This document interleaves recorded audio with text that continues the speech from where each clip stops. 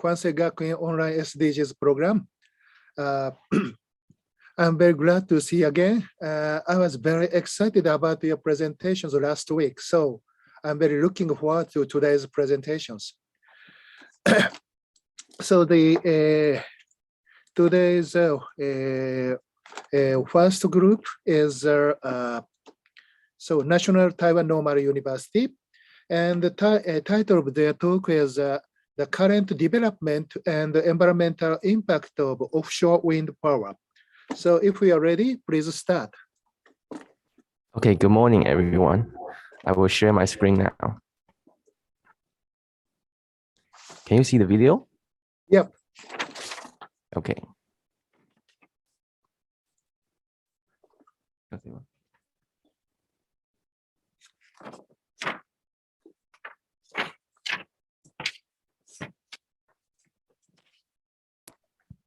Sorry, we have a technical problem. 没有声音吗？哦。Good day, everyone. This is National Taiwan Normal University. Today, we would like to introduce the current development and environmental impact of offshore wind power in Taiwan. My name is Gilbert Long, and my teammate is Jeff Yang, Johnson Ye, Dave Huang, and Spring Huang. Our coordinator is Professor Cai Minggang. This is our content for later slides. In the very beginning, we will look into the background of offshore wind power development. And second, we'll get into the geological conditions for offshore wind farm. And the third one would be the weather effects on the offshore wind farms. Next, we will introduce the environmental and biological impacts due to the appearance of offshore wind farms. And finally, we will look into the current and future development of offshore wind farm. To tell you more about it, here's Dave. Firstly, what is the offshore wind power? Offshore wind power is a clean and renewable energy obtained by taking advantage of the force of the wind that is produced on the high sea. Also, the conversion of the wind into power creates no harmful greenhouse gas emission.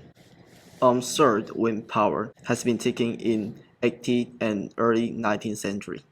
They using windmill to grind grain and to bomb water. The first rule of the location wind turbines offshore called immediately after 19th century, when it was suggested that wind turbines be placed on pylon. But fortunately, because the World War II, making the plan has been stopped. After the World War II, the price of the oil skyrocketed, and so does interest and research in wind turbine, and the power then generate. Approximately 40 years after the original idea, Dr. William, professor at MIT University, introduced the idea of large floating wind turbine performs in order to produce electrical energy.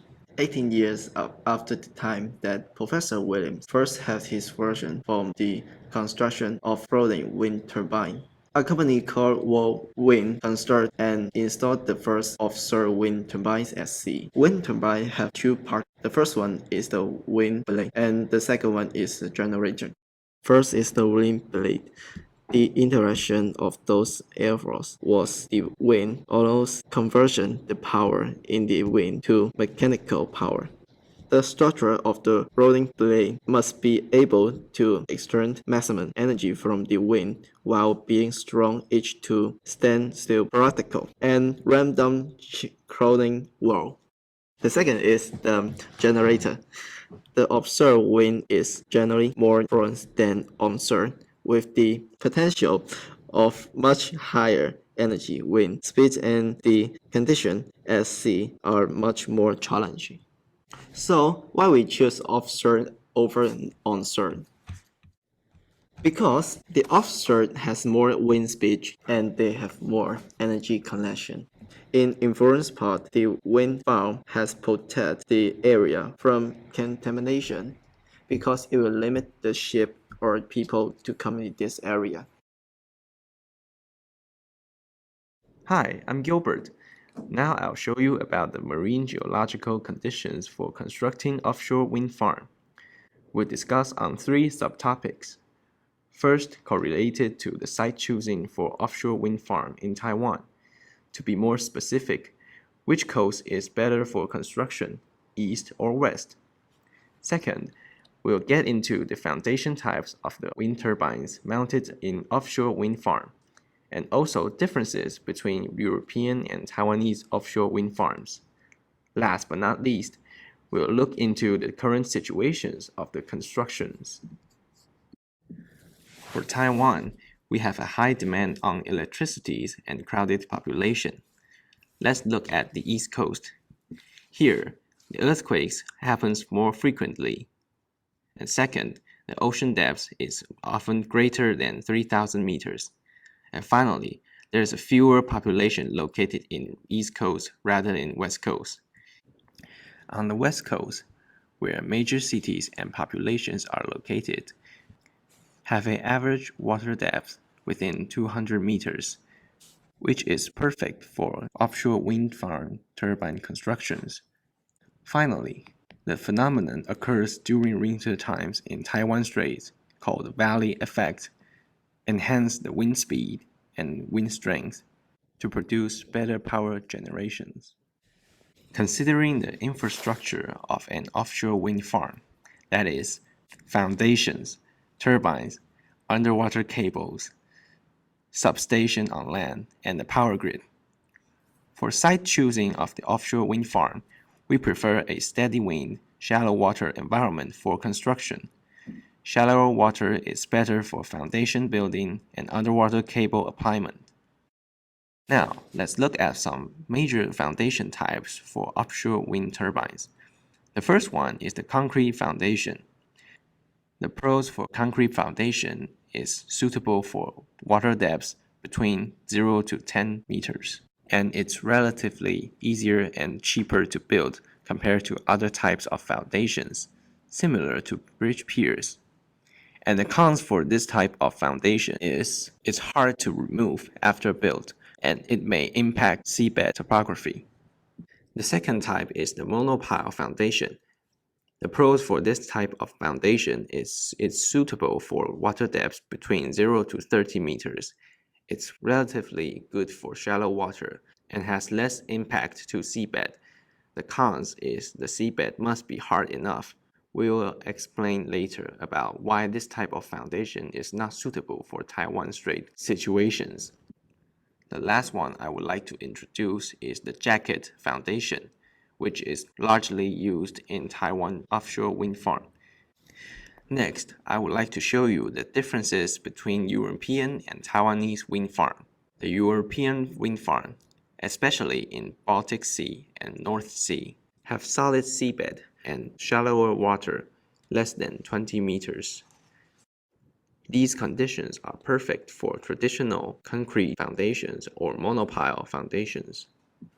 For the west coast of Taiwan, as known as the Taiwan Strait, we have a soft sedimental layer on top of solid bedrock around 15 to 20 meters and deeper water depths around 15 meters. Hence, jacket or tripod foundations will be much more ideal compared to concrete and monopile foundations. I would like to introduce a special phenomenon particularly happens in Taiwan Strait. Sand wave. Sand wave is a phenomenon which produced by ocean waves. They created a height difference of 5 to 10 meters and moved 10 to 16 meters annually towards ocean wave directions. They can cause underground structural exposure to seawater, which may shorten the age for those foundations, or bury submarine cables, which makes maintenance even harder. These two pictures show how sand waves affect on foundations of the offshore wind turbines. According to the CEO of Oxford Energy, sand wave is the most challenging part of the construction of Taiwanese offshore wind farm. Hi, I'm Jeff. Today I will show you about the relation between weather and wind farm.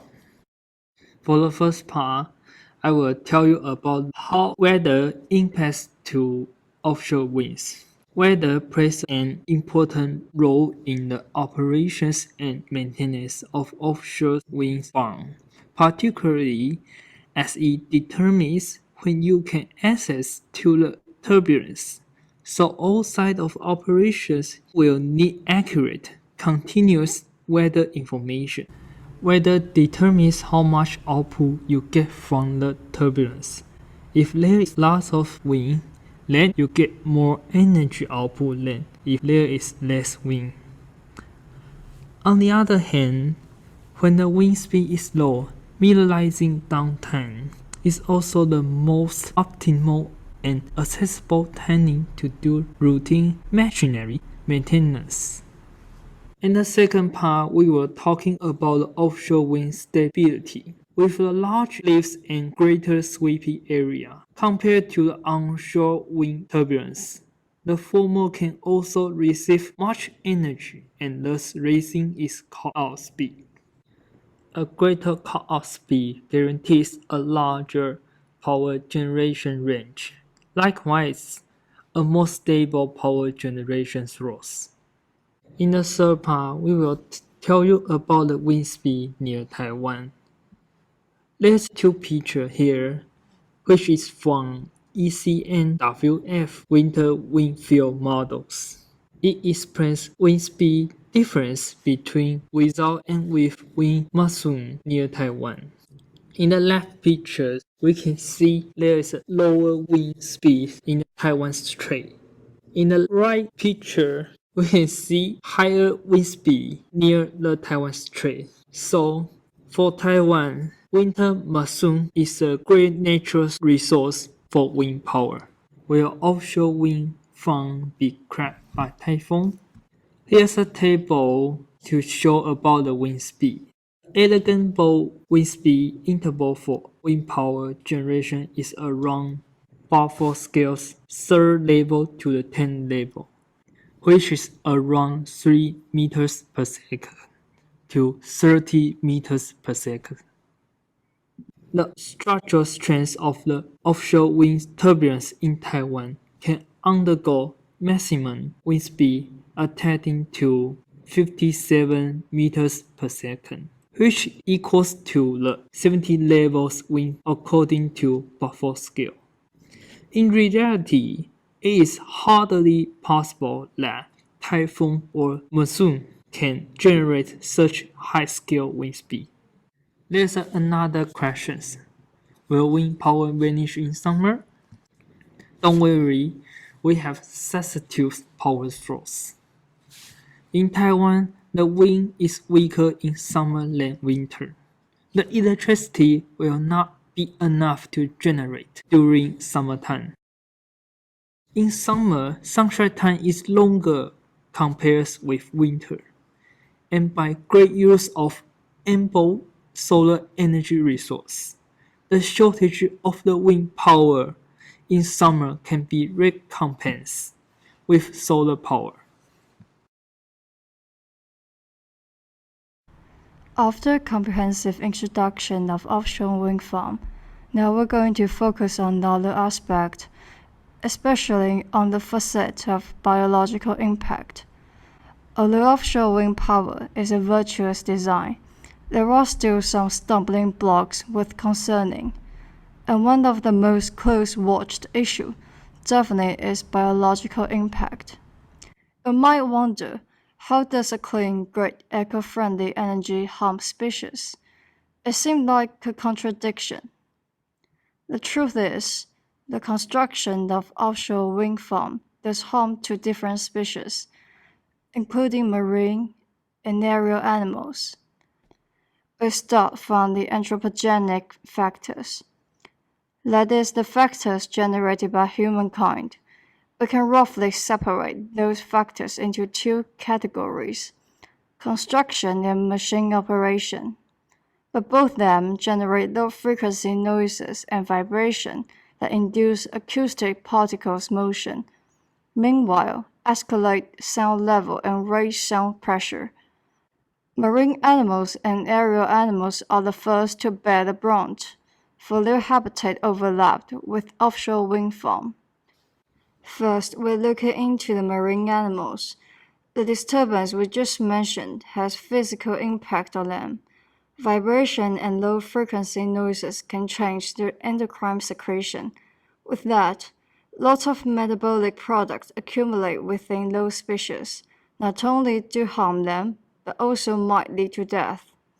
Despite physiological effect, acoustic particles will interfere communication within these marine species.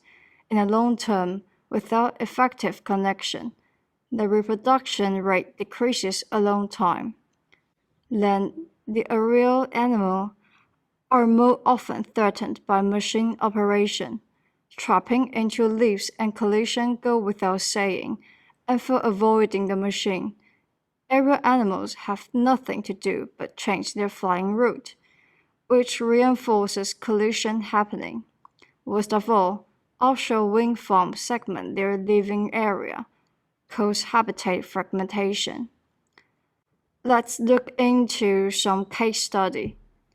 This adorable species called Sakura Sci. Their distinct pink skin are their well-known feature. They are not endangered. As we can see, their activity area is near West Coast, which is overlapped with wind power farm locations. Still, the government seeks for space, moderate the pros and cons within so-called eco-friendly energy and animals, and it's really a hard work without a doubt.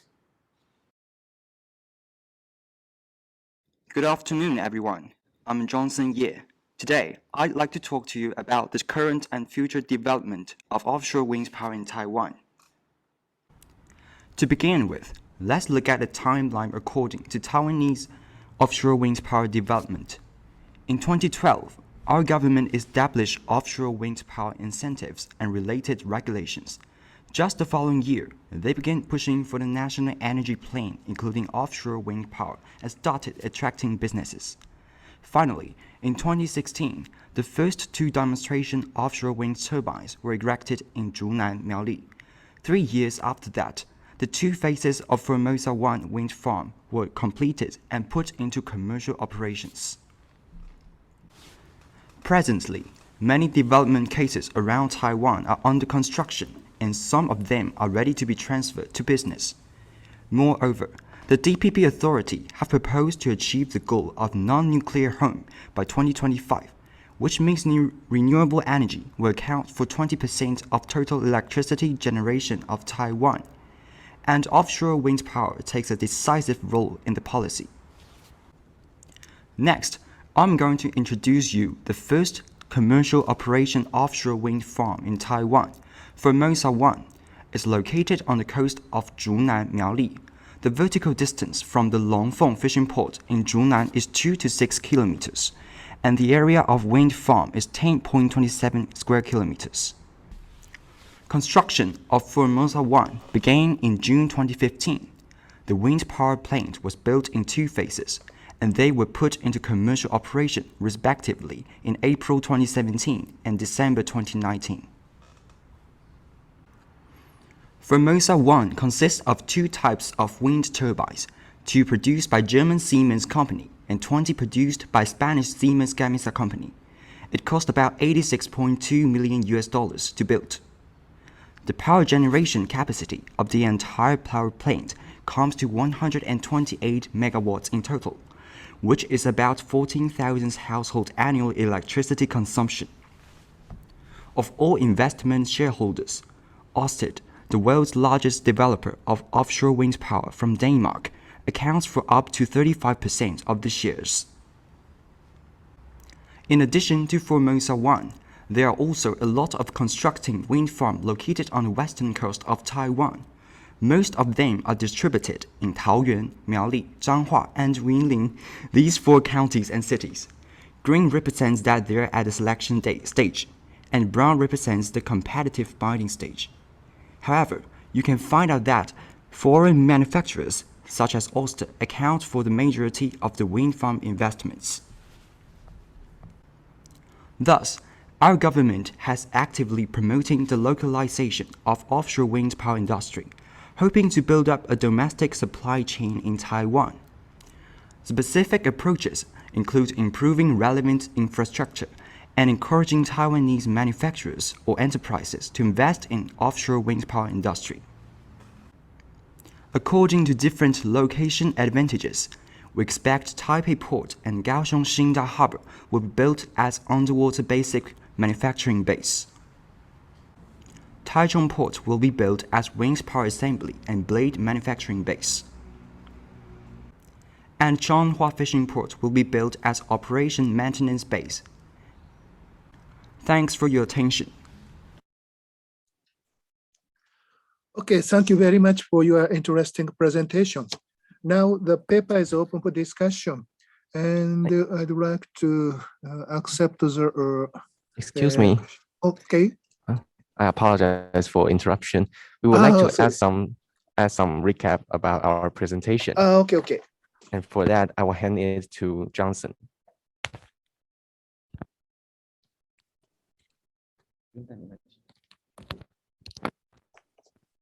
Hi, I'm Johnson. Can you hear my voice? Yes. Okay. At the end, we would like to recap our presentation for you. First, after 120 years of research and development in wind power generation, it has progressed from the beginning to offshore. The improvement of technology has boosted the power and stability of the production, and at the same time, palliated plethora redundant risks and negative impacts. West coast of Taiwan is the pertinent place for the construction of offshore wind farm. Among all types of turbine foundations, jackets will be the best solution considering the soft sediment seabed and sound wave effect. Although Taiwan is a small island, it owns a mammoth potential for offshore wind power development due to its blessed wind farm conditions. Regarding climatic conditions, there is a stable winter monsoon in Taiwan for generating wind power, and the wind farm turbines are designed sturdy enough for resisting to overpowered wind. Despite the eco-friendly energy itself, there are two major effects imposing on different species, and the representative endangered species, South Asianensis dolphin, in Taiwan as a case study is presented. Last, during the past decades, we have made an effort into this emerging renewable energy and gained some groundbreaking progress. However, compare Taiwan with developed European and American countries, we started relatively late. Many of related infrastructures are inadequate, and some core technologies still rely on other advanced countries. It requires more input and cooperation between government departments and private enterprises to accelerate the development of offshore wind power in Taiwan. Offshore wind power is definitely a global trend. However, related adjuvant policies are required to support it. This is the end of presentation. Hope you all find it helpful. Thanks for your listening. Okay, thank you very much. And you have a question from Professor Tsuboi. Please check the chat.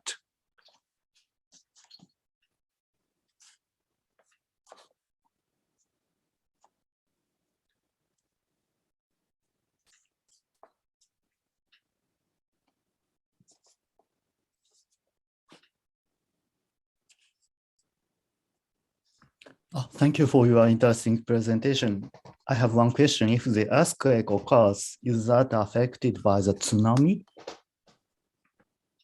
Okay, I would like to answer that question, and thank you for your questions. For the Taiwan Strait condition, the sea height, the depth of the sea is not capable enough to, pardon me, and it's not capable to let the tsunami to destroy those offshore wind farms. So offshore wind farm, according to the CEO of Ørsted Energy, earthquakes and typhoon is not their major concern when constructing and even after commercial operations. Yes, Okay, I understand. Thank you very much. thank you. Okay, I have one question. So today you have discussed the biological impact of constructing the offshore wind farm, focusing on the low frequency noises.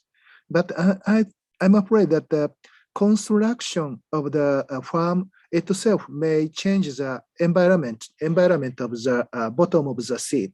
So it would affect the organisms living in the on the bottom of the sea, such as bentos or something like that. So I'd like to know the effect of the construction of the farm on the bentos.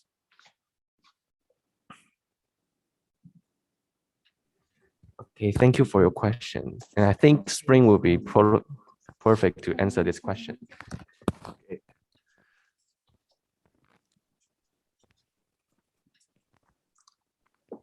Sorry, I apologize. I lost the last sentence. Would you like to repeat it again? Yeah. So the construction, today you discussed the biological impact of the offshore wind farm, focusing on the low frequency noises. But construction itself may affect changes the environment of the bottom of the sea, and it would affect the living organisms, so organisms living on the bottom of the sea. So are there any effect of the construction of the farm on the bentos? Bentos means organisms living on the bottom of the sea. You mean the hormone secretion?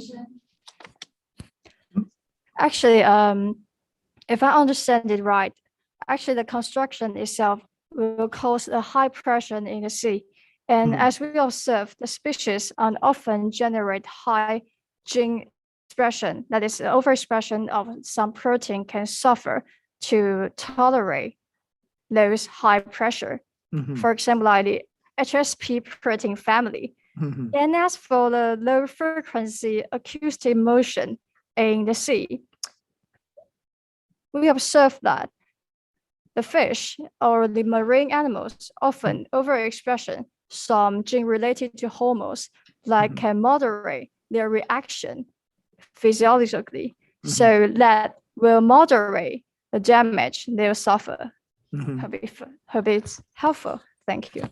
Thank you very much. And you have two questions from Dr. Hamai. Please check the chat. Okay, yeah. Thank you for your notion. And I think Jeff will be suitable for answering this question. I will answer the professor's questions in chat. And the first question, I will tell you, in this presentation, we will talk about mainly in autumn and winters when the winter monsoon coming from Taiwan, and the summer maybe in the May to September. And the second questions, does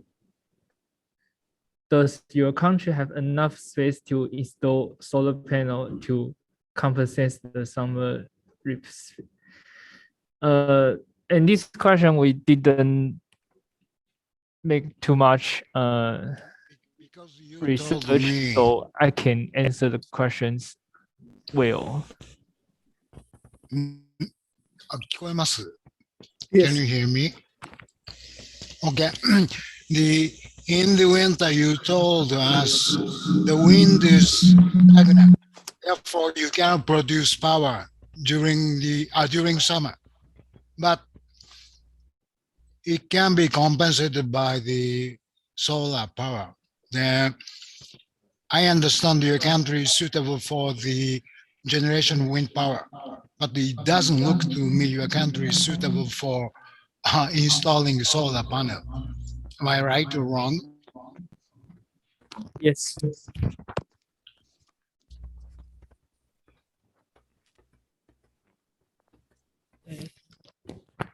Uh,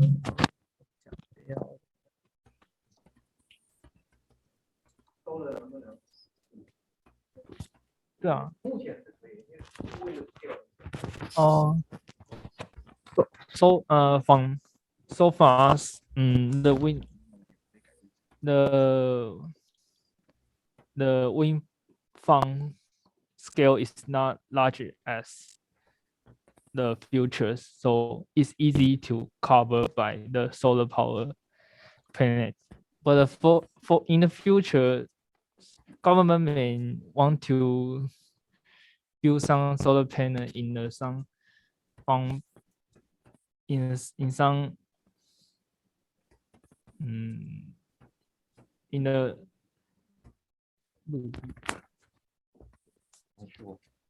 on build some onshore solar panel in some farm.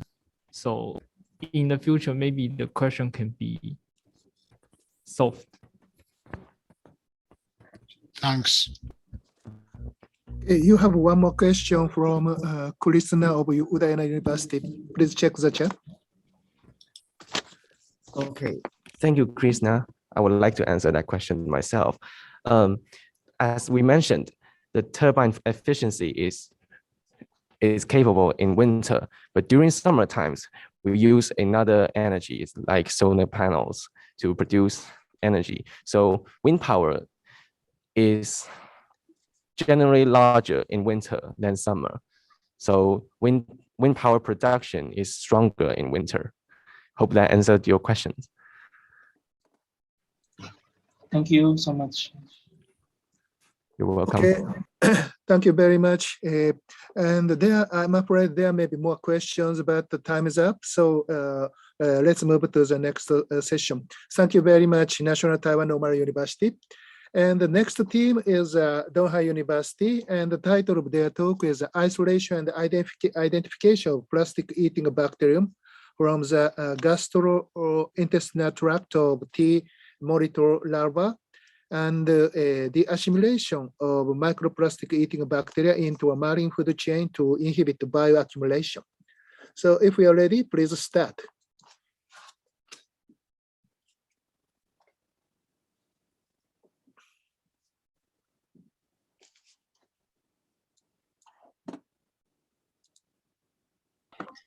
Hello, good morning. Today we will be talking about biodiversity, specifically from the standpoint of plastic pollution being a threat to biodiversity. The plastic problem. According to the United Nations Environment Program, over 3 million tons of plastic is produced every year. And that's a big number. To put it into context, that is the equivalent of the weight of the entire human population. And not all of that plastic is recycled. Only 9% of it is recycled. And as a result, a lot of it ends up in landfills and in the ocean. Every minute of every day, a truckload of plastic is dumped into the ocean, which is catastrophic for a number of reasons, and it severely inhibits a lot of marine ecosystems. It has gotten to the point that it's so bad that scientists predict that by the year 2050, there will be more plastic than fish in the ocean. When the plastic is in the ocean, it's weathered by a variety of processes and circumstances, which produces microplastics. And microplastics have been known to cause adverse effects on human health and in marine ecosystems. And it's gotten to the point where the average person eats more than 70,000 pieces of microplastic each year. Because we are so frivolous with our consumption, it is our responsibility to learn about the ways in which our consumption impacts the planet and the ways that we could try to stop that. So scientists have been working diligently to solve the plastic problem, and that includes the discovery of many plastic-eating bacterium, including the one I will be talking about today. A plastic pollution-free world is not a choice, but a commitment to life and to the next generation. The discovery of a plastic degrading microbe from the gastrointestinal tract of mealworms, specifically the isolation, identification, and further characterization of this microbe, where T. molitor larvae is the aforementioned mealworm. The groundwork for the research was laid all the way back in 2009 when a Taiwanese high school student discovered that mealworms were able to digest polystyrene plastics seemingly without consequence. You know, most of the time when animals ingest plastics at all, there's adverse effects, including pseudosatiation and abrasions on the inside of their esophagus, so on and so forth. But in this case, there was absolutely nothing. They were able to use plastics as their main carbon source, which was groundbreaking for the time. Just 6 short years later, in 2015, a Harvard University professor by the name of Wu Weimin, who is also Taiwanese, he conducted a research that showed the ubiquity of these plastic-eating worms. He asked for the help of researchers on every continent in order to prove that mealworms everywhere were able to do this, and that it was not them, but a bacteria in their gastrointestinal tract that was doing the digesting. He proved this by feeding the worms an antibiotic. Afterwards, he was able to isolate the bacterium and stain it to identify it as gram-negative. The proposed methodology of my research consists of 3 stages and 12 objectives designed to isolate, detect, and identify this bacterium in an effort to provide a framework that is needed to develop the solution for plastic pollution. In the first stage, isolation, the bacterial samples from which the target microbe will be isolated will be collected from a mealworm community. The community will be established before being dissected. After they're dissected, their gastrointestinal tracts will be swabbed and samples will be cultured using the streak plate method. The streak plate method is a method of dilution that results in bacteria, like isolated bacteria cultures across a solidified agar medium. And after that, the colonies will be placed into individual petri dishes and allowed to grow separate from each other before they're stained. They will undergo grand staining technique in which bacteria are differentiated based on the properties of their cell wall, which results in either a pink or red stain, which is gram-negative, the one that we are looking for, or a purple stain, which is gram-positive. Gram-positive bacterial colonies will be discarded, and the morphological differences between the remaining colonies that are gram-negative will be recorded before we conduct a polystyrene degradation test. The polystyrene degradation test is modeled after a test done by Yoshida 2016, in which individuals of a bacterial colony are mixed into a slurry that is made up of distilled water and known plastic mass, in this case polystyrene mass. And the rate of degradation will be measured visually for a course of 2 weeks. Colonies that do not seem to be degrading the plastic will be discarded, and the colonies that show a rate of degradation will undergo gene extraction and amplification using PCR in a method developed by Barghouti 2011. After the bacteria is isolated, it will be amplified using a mixture of general PCR primers in a mixture called the golden mixture, standardized by the same paper, before it will be sequenced via gel electrophoresis, and comparative analysis with existing libraries will be done to get a positive identification. If the identification is successful, the target microbe will be further characterized using a series of biochemical tests, such as the N-indole test, the methyl red test, citrate utilization test. And throughout the course of the experiment, a secondary experiment will be conducted, which is identical but separate, in order to standardize and validate any results obtained.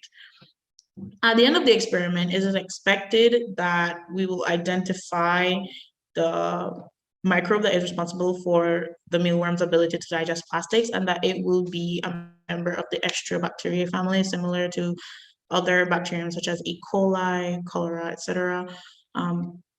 It is also expected that conducting 2 separate experiments will be difficult, but it is necessary to validate results obtained, and further DNA analysis will be needed if it turns out the bacterium is a novel species. The further testing and replication is needed to reach a more founded and resolute conclusion.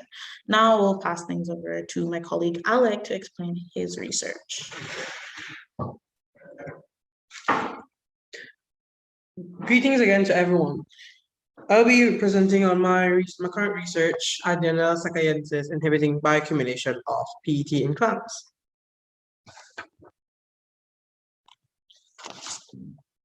The pervasiveness of microplastics has raised concerns over the effects it has on organisms, ecosystems, and human health. Microplastics are known to be able to bioaccumulate and biomagnify. This is especially true in the case of aquatic environments. In 2016, Japanese scientists identified a bacterium, Ideanella sakaiensis, that can enzymatically degrade PET into benign monomers as a source of energy.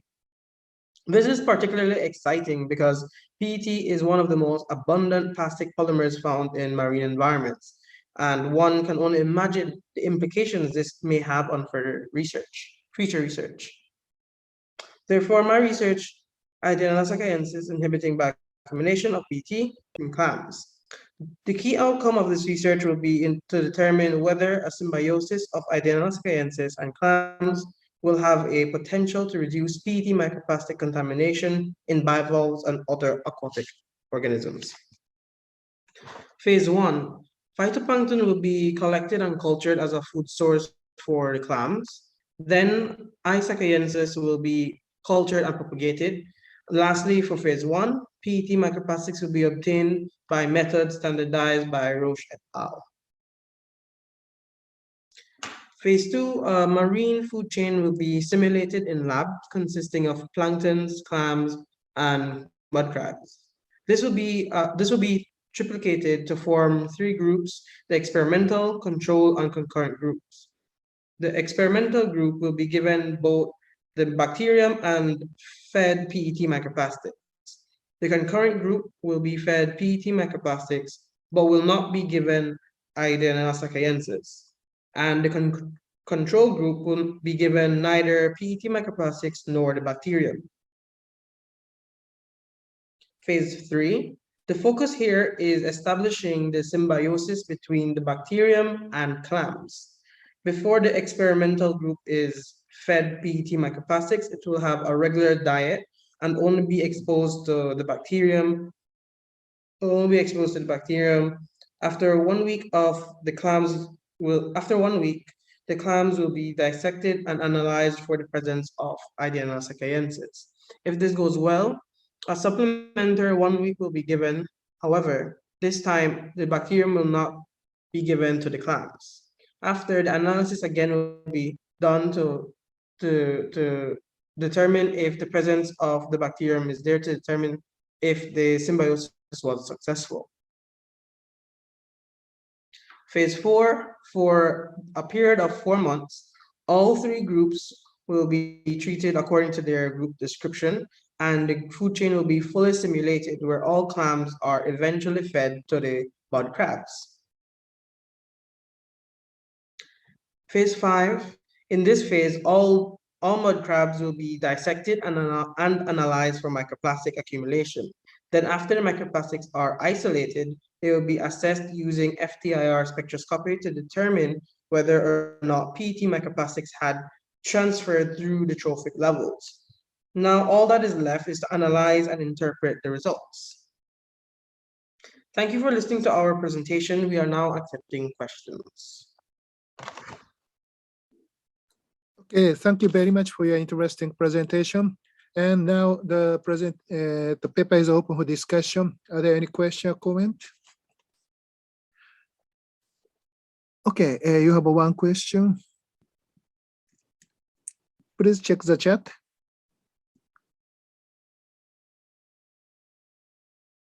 Oh, the bacterial identification of is because we're comparing with already existing genome libraries like BLAST.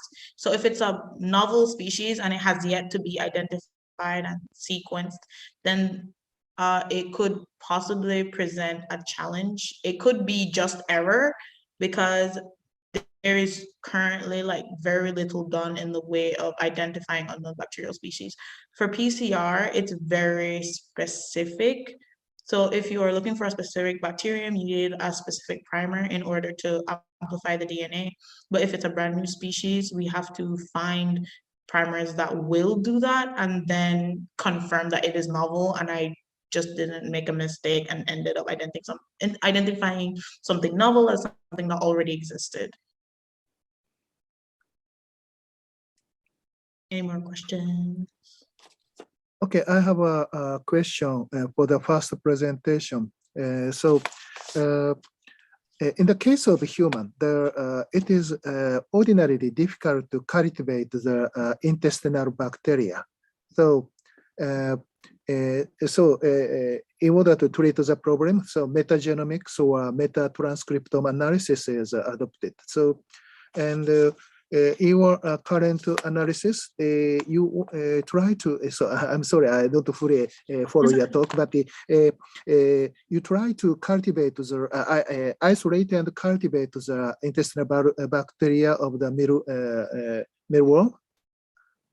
Yeah. Sorry. Please. Oh, in the paper done by Maywen that I had mentioned in the background section of the presentation, he had already identified the bacteria by just doing rudimentary dissection and swabbing of the lower intestine. And I plan to do the same. I don't know whether or not it might yield different results given the circumstances. As far as I know, it hasn't been replicated. So that could present a problem. I totally see where you're coming from. Okay, thank you very much. So are there any question or comment? Okay, then thank you very much. We'll move to the next session. Okay, next team is the Pajajaran University, and the title of their talk is Declining Population of Javan Rhinoceros sondicus due to habitat degradation and illegal hunting in Indonesia. So if we are ready, please start.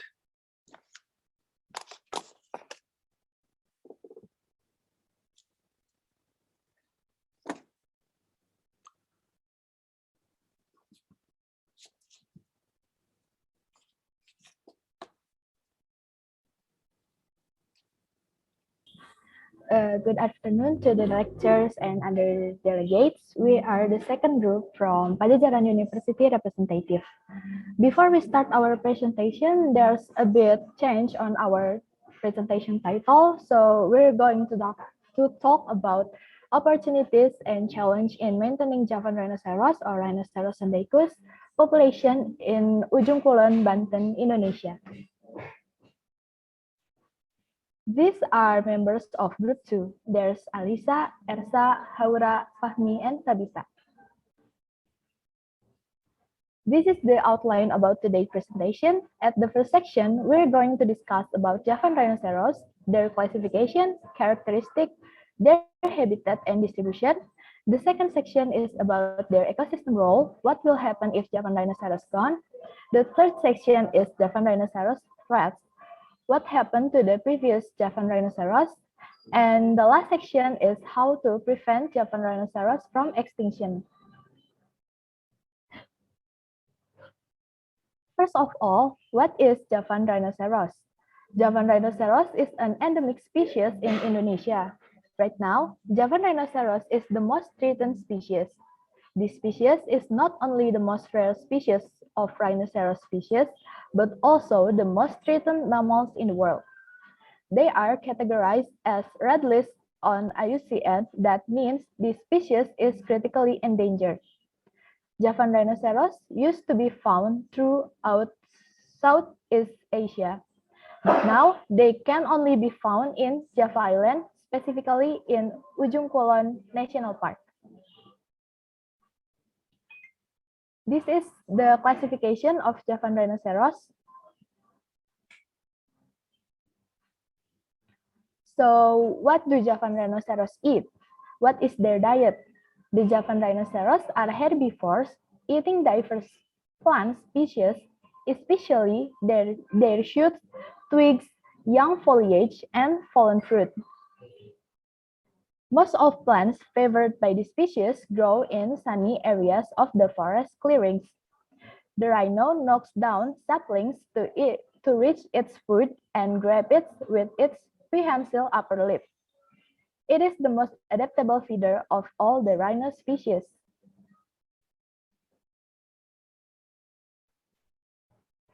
This is the characteristic of Javan rhinoceros. Javan rhinoceros has dusky gray colors.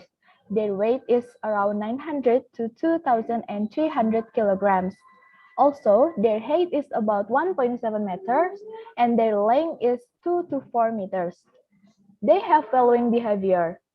They do this to rest and cleanse their body from dirt. Javan rhinoceros is a timid species and aware of their surroundings. They tend to avoid humans and other species.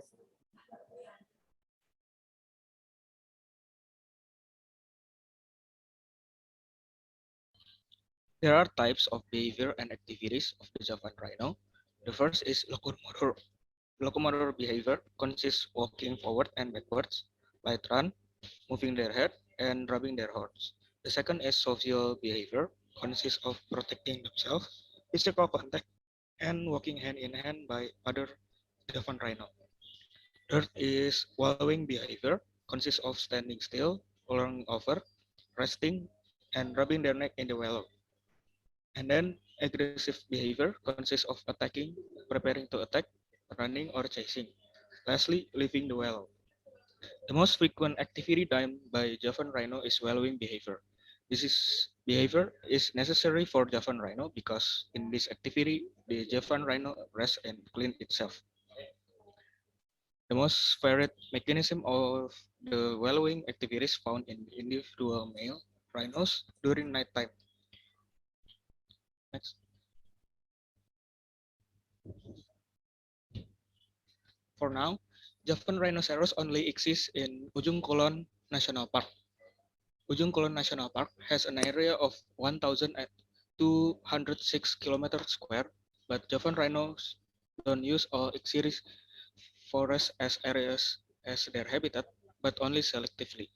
The Javan rhinoceros inhabit forests, marshy areas, and regions of thick bush and bamboo. With altitude of 25 until 3 msl and slope which is 0 until 8%, greatly affect the presence of rhinos where the Javan rhino prefers a relatively flat habitat. The following slide is the distribution map of Ujung Kulon National Park and rhinos spots based on the normalized differential vegetation index or NDVI. And then, what do we know about the ecosystem role of Javan rhinoceros?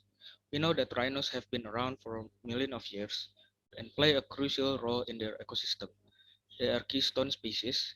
Keystone species is a species that have large effect on its natural environment. We can say Javan rhinoceros is ecosystem engineers which define an entire ecosystem in Ujung Kulon National Park. As important grazer, they are consuming large amount of vegetation which helps shape the landscape. Moreover, rhinoceros is instrumental in maintaining the quality of the forest by eating young leaf shoots and make the new shoot appear. Wallowing behavior helps to create natural waterholes and keep existing waterholes open. Those waterholes can afford other species coming to drink. As I talked before, rhinoceros have important roles in establishing the ecosystem. So there are many species that we can find in the Ujung Kulon National Park. The interaction between one species to another can lead to the creation of complex food chain in that area. Now we already know the ecosystem roles of Javan rhinoceros. So what will happen if Javan rhinoceros are gone? According to Cromset and Beast 2014, researchers are realizing that this appearance of mega herbivores from their ecosystem can have devastating impact. The extinction of North America Pleistocene mega herbivores like mammoth, mastodon, horse, sloths, and camels drove general large-scale ecosystem change. The diversity and population of plant communities were altered, which led to subsequent extinction of the other species. According to Estes, Dungeon, and first, global extinction, the ubiquitous disappearance of a species. Second, local extinction, the disappearance of a species from part of its natural range. And the third is ecological extinction, the reduction of a species to such a low abundance. Interacts significantly with other species. If Javarinus goes extinct, it can be categorized as ecological extinction. Okay, so as you can see in this slide, the graphic shows the fluctuation of the population of the Java rhinoceros in Ujung Kulon National Park over the years. How can this happen, especially for the declining of Java rhinoceros population? So this happened because there is a pressure on a Java rhinoceros population for that events to occur. And for the threat, the majority of human activities have contributed to the declining Java rhinoceros population in Indonesia. Illegal hunting and habitat loss, for instance, could suppress the size population of Java rhinoceros, which potentially implicates the ecosystem. Illegal wildlife hunting and trade occurs during colonial times in Indonesia. Java rhinoceros were killed by trophy hunters, and their horn is a highly prized commodity in traditional Asian medicine. They were also killed as agricultural pests. Poaching still remains an ever-present threat. Habitat loss and degradation is an inevitable issue as human population growth increase over time, particularly in Java, the most densely populated island in Indonesia. Turtle has become a trend and began to emerge around the area where this species lives. Japanese rhinoceros is a mammal that only gives birth to one calf in a small population size, which is very vulnerable to extinction. This phenomenon is called Ellie effect, whereby population growth rate may decreases when population size decreases. And now we're going to talk about what happened to the previous Javan rhino. So many Javan rhino were killed until 1970s. The local villagers are the most immediate threat to remaining rhinos. As mentioned before, Javan rhinos were hunted because their horn were considered to have medicinal benefits. This not only happened to the Javan rhino, but also happened to other rhino species. Actually, rhino's horn is a differentiation of epidermal tissue in the form of compact keratin formation on the anterior part of rhino's body. The wildlife threat happened because there's a huge profit, especially for the endangered species. For the previous Java rhinos in Vietnam, their habitat has been converted to agriculture. Also, the villagers considered Javan rhino as pests, so they were hunted. In Indonesia, major threat for the remaining Javan rhinos is Langkap invasions, which happens in Ujung Kulon National Park.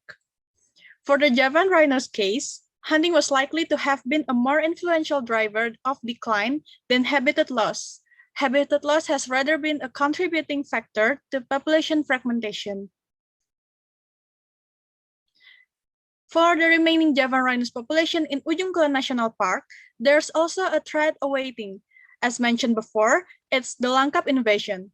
Langkap, or Arenga obtusifolia, is a type of palms plant that spreads very quickly. According to Haryanto in 1997, the invasion was part of the vegetation succession process after the eruption of Mount Krakatau in 1883. Langkap could possibly be the main cause of natural habitat degradation. Langkap can grow in a dark condition, and once the plant matures, its canopy covers the sunlight, so it doesn't penetrate the forest floor. As the result, it will reduce the availability of food plant for rhinos that should thrive. In the long term, The Langkap invasion can causing population decline and lead to decline in biodiversity. To prevent the extinction of Javan rhinos, there are several prevention efforts. Efforts to prevent the extinction of the rhino have been carried out before Indonesia independence on August 17, 1945. In 1931, because the Javan rhinoceros was on the verge of extinction, the Dutch East Indies government declared that the rhino is endangered species, and it's still by endangered species and protected until now from extinction by the government of Indonesia.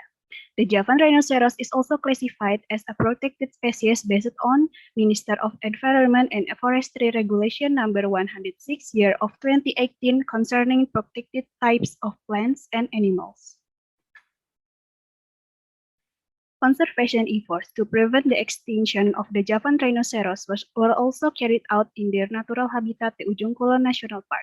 Ujung Kulon National Park is located on the western tip of the island of Java, which is the only habitat in Indonesia for a critically endangered endemic species, the Javan rhinoceros. The population of Javan rhinoceros in Ujung Kulon National Park is estimated to be around 74 individuals. The number consisted of 40 male and 34 female rhinos.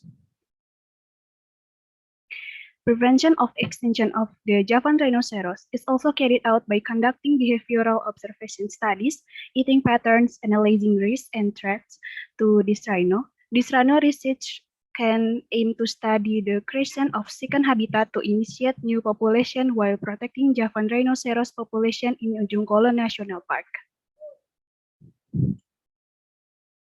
In conclusion, we need to work together to save the Javan rhinoceros from extinction, as they are important for the balance of the ecosystem. By supporting Javan rhinoceros conservation and stop threatening Javan rhinoceros life, not only Javan rhinoceros that live in Indonesia, but also any other rhinoceros species on this earth has the same chance to have long life. These are the references that we use for this presentation. Thank you for your attention and good afternoon. Okay, thank you very much. And I think each country has such dangerous animals. And are there any question or comment? Okay, then I have one question. So there are several factors for the rhinoceros extinction, but one of the factor is Langkap invasions. So my question is, how to are there any measure to recover the plant diversity by inhibiting the Langkap invasion?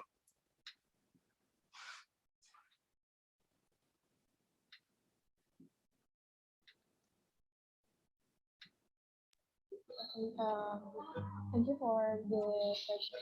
So, for the Langkap intervention, there already used the word for having the Langkap plants themselves. So they're still maintaining the Langkap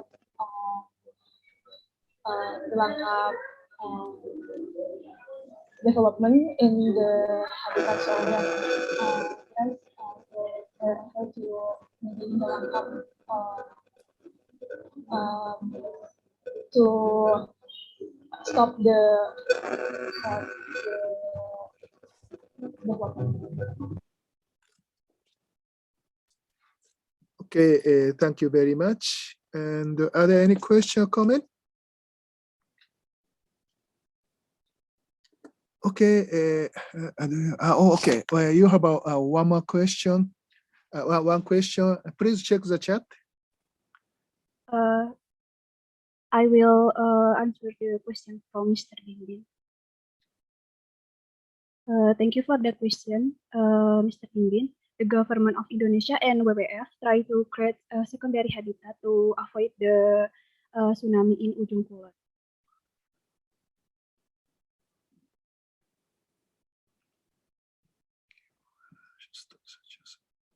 And also the second question from, yeah, there's second question also in the chatting.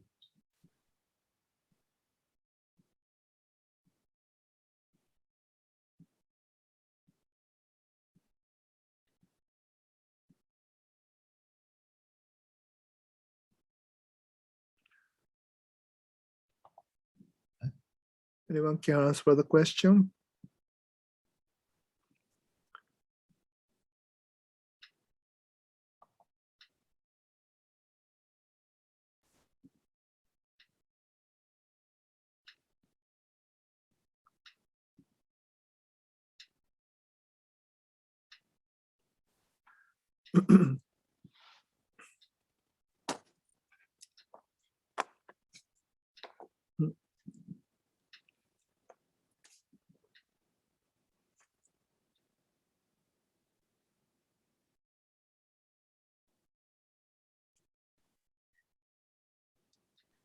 Maybe I will try to answer the question. So there is not no specifically way to maintain the Javan rhino, such as medical or food for the rhinos in their habitat. They just left free in their natural habitat, so they were left wild in their habitat. Okay, thank you very much.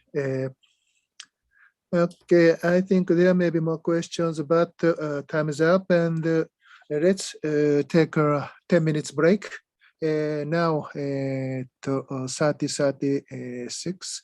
So please come back here 45, 13:45. Okay, let's take a break. Before that, Bibin Sensei, do you have any announcement? Yeah, maybe I will to demonstrate something with the file. So maybe for the other who will take a rest, it's okay. But who will have still have time, please see the monitor. Okay. I would like to show you something. This one. Okay, then let's take a break and come back here 13:45.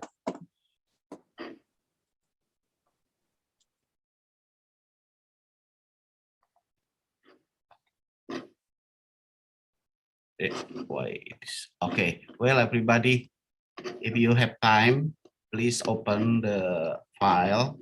Maybe for this year, it's already closed. Yeah. But if you are interested to continue master or PhD degree in Kansai Gakuin, please open this kind of the homepage. Yeah, this is already closed. Yeah.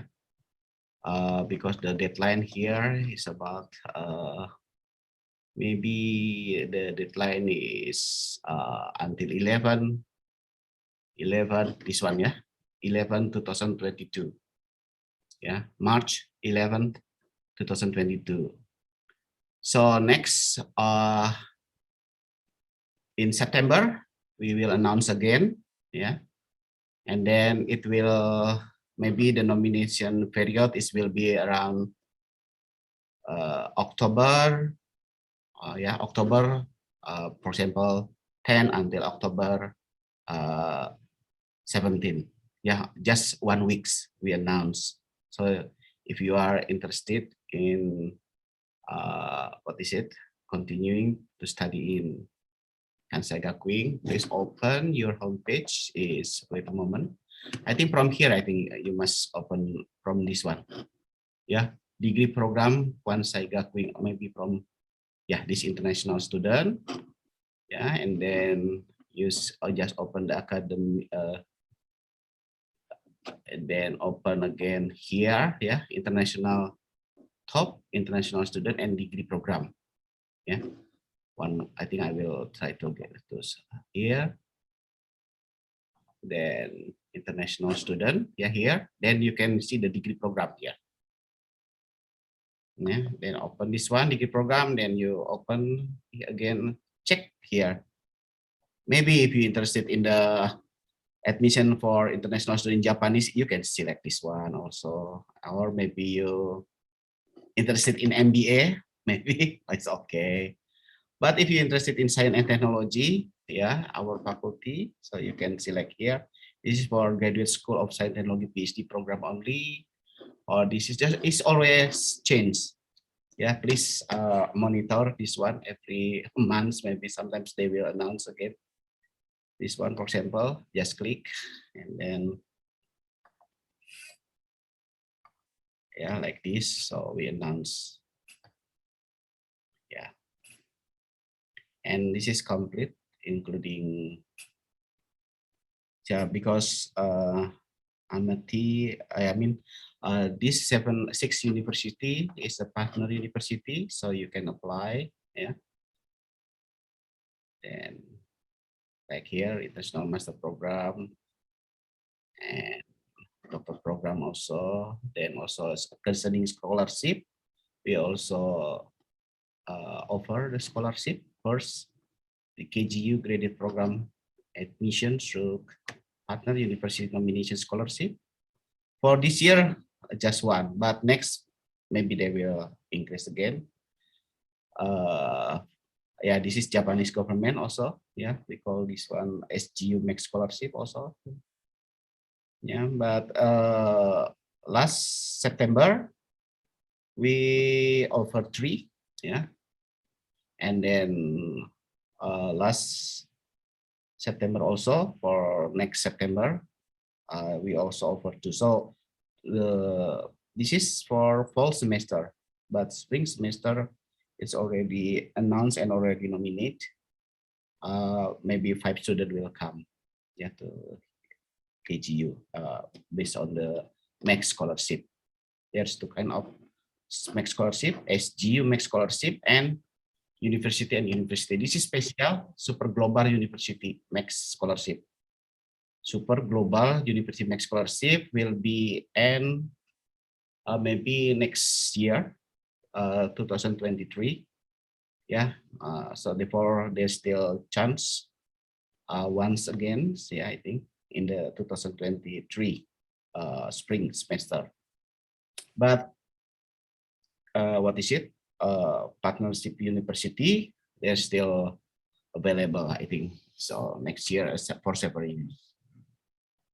Okay, I think that's all. Maybe I just want to inform you, please, if you are interested for coming to Japan, and then maybe if you would like to be what is it, international citizen in the science.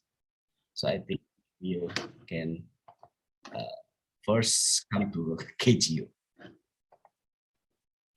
This is if the other tuition, if you would love to support by yourself, yeah. And I just want to emphasize in this case concerning this is the business here, not I think doctor. This is doctor. So this is for PhD. I think yeah, maybe you don't have chance to be selected by Max or the other. So I think there's many way to come to Japan also, yeah, because once you can come to Japan, so there's also many kind of scholarship here, yeah, from the national, from the domestic government, from the company also, and so they because sometimes I mean there's also kind of the information for someone who come to Japan, and then they also what is supported by themselves. So we also help here, like JASO also will give some scholarship, and then also sometimes if you have a good destiny, your professor also sometimes can offer you scholarship. Yeah, so therefore, and then very important, the tuition fee. It's already changed, yeah. Maybe starting from 2 or 3 years ago, yeah. Before it's double. Now it's already cut 50% like this, yeah. I think that's all the information from me. So I will, please, if you would like to bookmark this kind of the homepage, yeah, you just click degree program Wansega Queen. I think here global. Yeah. Okay, thank you very much.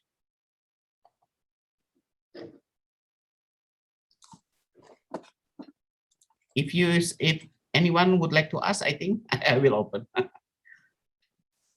It's open, so I can answer if someone would like to ask. And any kind of the, yeah, there may be some relation with the scholarship, or if you would like to continue.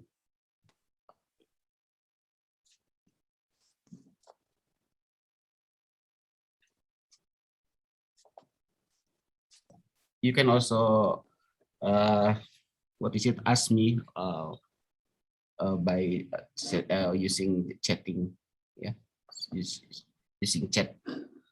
Please send to me.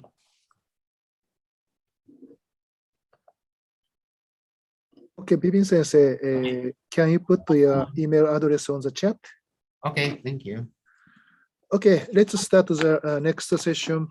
The next speaker is the Udayana University, and the title of their talk is Water Potential Management and Arrangement of River Estuary Area for the Mitigation of the Climate Change in Bali. So if we are ready, please start.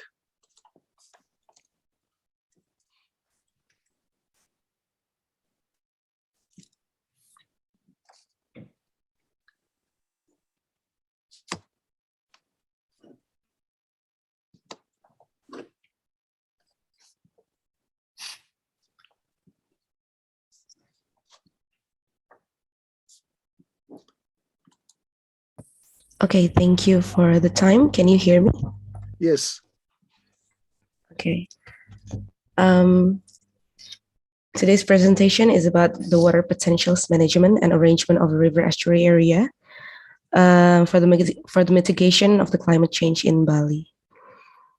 Before that, ladies and gentlemen, I would like to say that it is an honor to be here. For us to be here, we are from the Group 2, from the Faculty of Marine and Fisheries, Udayana University. In this group, we consist of 2 different study programs, which are Aquatic Resources Management and Marine Science. Next, please.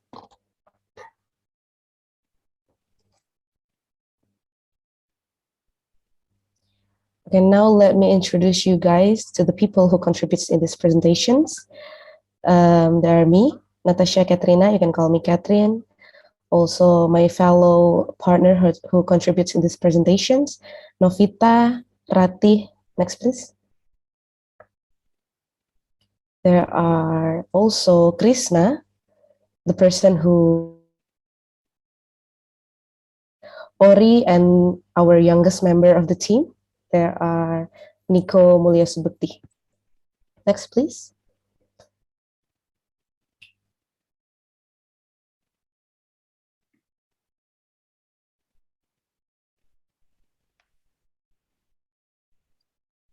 Yeah, our presentations will be focusing on the island of Bali.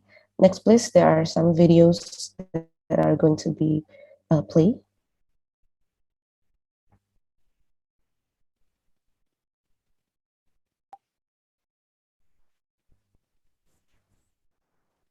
So Bali, or the island of gods, is one of the provinces in Indonesia that has the total area of 2,230 square miles, which located at the center part of Indonesia.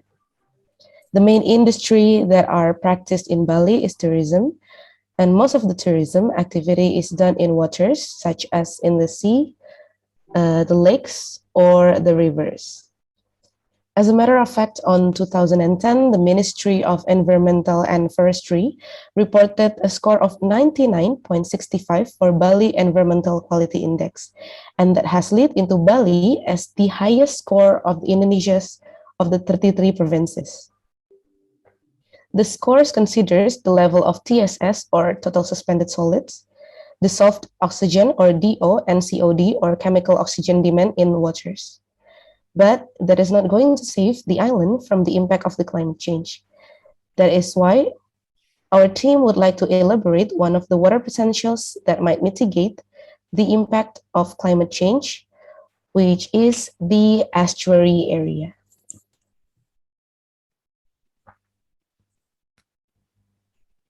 Okay, next, please. So there are several river estuaries in Bali which have the important. Previous slide, please.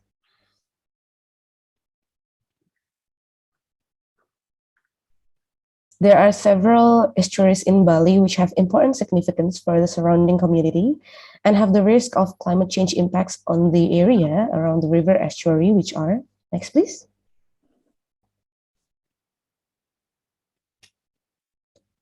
which are the Sowan River estuary in Jembrana Regency, the Badung River estuary, which located at the city, the Denpasar. The third one is the Petanu River estuary that located in Gianyar Regency. And the fourth one is Sabah River estuary, which located at the Buleleng Regency.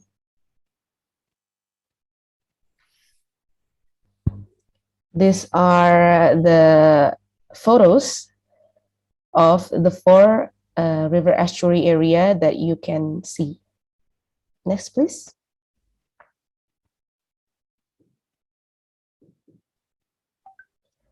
So the next slide will be presented by my fellow partners, Novita. The screen and the time is yours. Thank you. Okay, thank you. So these are the problem or the reason that make this topic is so important to discuss. So firstly, based on World Water Forum 2 in The Hague in Netherlands on March 2000 that says many countries are predicted to experience a water crisis in 2025.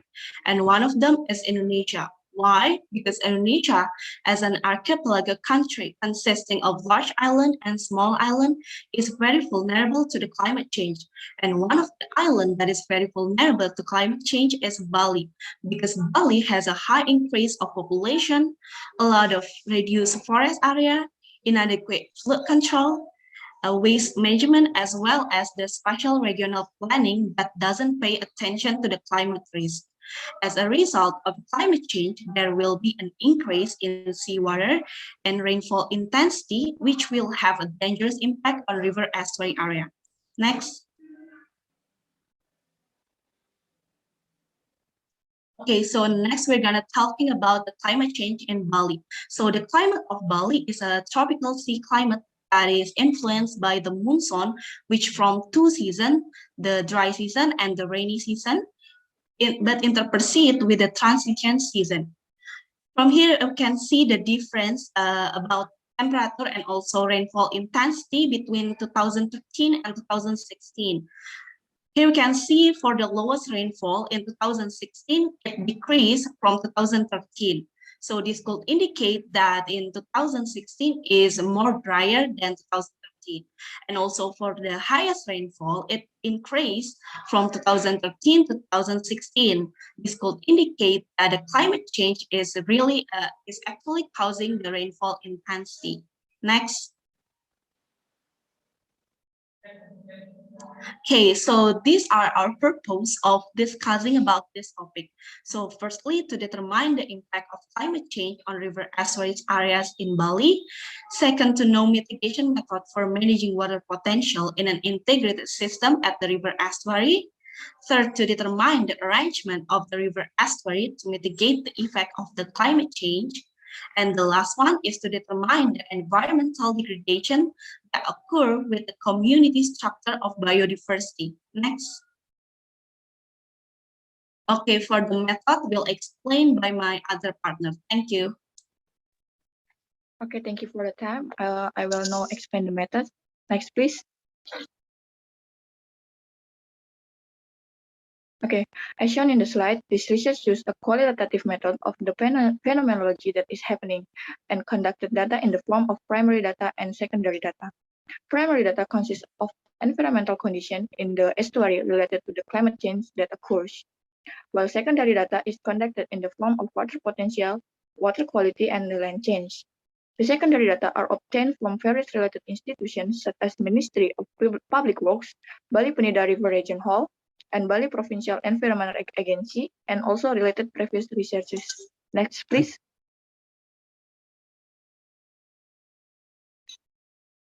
Okay, as mentioned before, this research took samples in several river estuaries in Bali. The first one is Sowan River Estuary, which is a busy fishing port in Jembrana Regency. The second one is Badung River Estuary, that is located in Denpasar City, which is a reservoir to collect water that is used as a raw water source for the South Kuta area. The third one is Petanu River Estuary, which is located in Gianyar, that has great potential to be developed as raw water supplier for the Badung Regency. And the last but not least, Sabah River Estuary, one of the potential watersheds that can be used to meet the needs of groundwater irrigation and can be used for reservoirs that can produce electricity, especially in Buleleng Regency.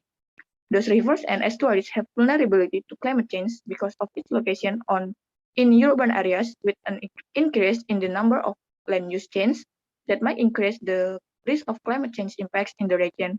That's all from me. Thank you. Then next slide it will be explained by my partner. Okay.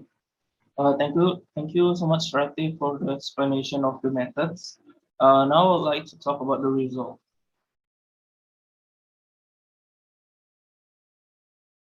Okay, for the result, water resource condition in Bali River Estuary, we have three kind of different results. The first is water potential, the second is water quality, and the last one is environmental condition. Okay, for the water potential, the higher the number, the bigger the chances for the river to recover, and sustainability level is also high. And for the water quality, the higher the number is mean, the higher pollution found and harder for the location to recover. Okay, first one, we are looking at the Sawan River. For the Sawan River estuary, as you all could see, we have the water potential in Sawan River estuary. We have the watershed, we have the groundwater, we have the return flow, we have the water district, the total availability for irrigation, the air K level, the hospitality industry, and the watershed amount. That is the water potential in the Swan River estuary. And for the Swan River estuary is the third for its quality. And then for the result, we have BOD and COD. BOD is biochemical oxygen demand. It's mean the amount of dissolved oxygen needed by aerobic biological organism to break down organic material presented in a given water sample at certain temperature over a specific time period. And also for the COD, which means for the chemical oxygen demand, is the measure of oxygen being consumed during the oxidation of oxidized organic matter in presence of a strong oxidizing agent. Okay, now we know for the Swan River, for the water potential, it has the third quality, and for the water quality, it also has the third, which means the water potential for Swan River is pretty average, which means the water is pretty clean, and for the water quality, it's also average. And also, as everyone could see from the environmental condition on the picture, we know that the downstream area of Sawan Ranca watershed passed through the capital city of Jembrana Regency. That's why the city area is densely populated, are so that many settlements are found on the river bank of the river. Okay, next.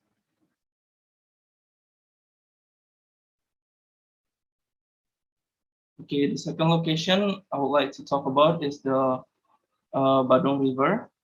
For the Badung River, the potential of the Badung River estuary, as we could see, is much lower than the Sawan River.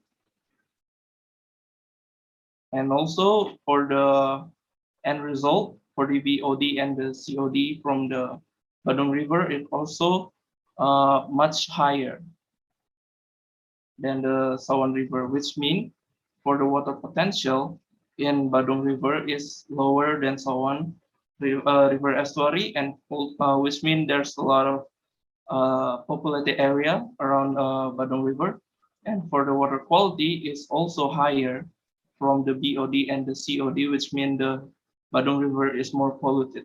And also, as we could see from the picture, the downstream of Badung watershed through the capital city Bali, that is Denpasar. That's why it's densely polluted. Okay. The third location is Penatu River. As you can see from the water potential quality for the water potential, it's the highest number, but for the water quality, it has the lowest number. It means the water potential is very high, which means the Panatu River is very clean and not densely populated. And for the water quality is very low, which means it's not very polluted by any pollution from the area. As you can see from the picture, there's a lot of rice field on the area. Okay, lastly, I would like to talk about the Sabah River. Sabah River location is very far from three other locations that I've been talked about. That's why for Sabah River, it has the highest number for the water potential, which means the location is very not populated, and for the water quality, it has the lowest number, which means the area is not very polluted by any means. Okay, next one, we have a little bit summary from the result. We know that the Sabah River is the cleanest one, and for the most polluted one is for the Badung River. Okay, next one, I would like to talk a little bit about the impact. Couple of the impact. The first one, we have the water pollution, which we knew the water pollution could caused by the activity around the river banks, and also from a lot of industry around the river bank. Couple of disasters that usually happen. One of it is flood, drought, and landslide. Okay, for the next part, my friend is going to presentate. Thank you so much. Okay, thank you, Mr. Krishna. So today I want to talk about the next is fish biodiversity at the Badung River estuary. So okay, you can look in picture. That's a location of the station, Badung River estuary. So this is our location for research. So that's our date. The composition of fish found in the Badung River estuary is 264 individual fish consisting of 7 orders, 14 families, and 14 species, including the first is Matthews Gulio, is 0.082 individual square meter, which was the highest abundance of fish. The next is second, Opicora porocephala, 0.065 individual square meter. So the third is Sardinella fibriata, 0.037 individual square meter. And number 4 is Fujatnus fulviflama, is 0.010 individual square meter. Is number 5 is Arachron hippidus, 0.007 individual square meter. And number 6 is Pomadias argenteus, 0.005 individual square meter. Right? Okay, the next highest diversity index was found at the station 3. You can look in the picture of the 1.96, and the lowest was at the station 1 of 0.93, followed by the highest domains index found at the station 1 at 0.40, and the lowest at the station 3 at 0.16. All right, the highest university index is at station 3 again of the 0.74, and the lowest at the station 1 at the 0.35. Okay, thank you very much. And the next is we'll talk about the conclusion.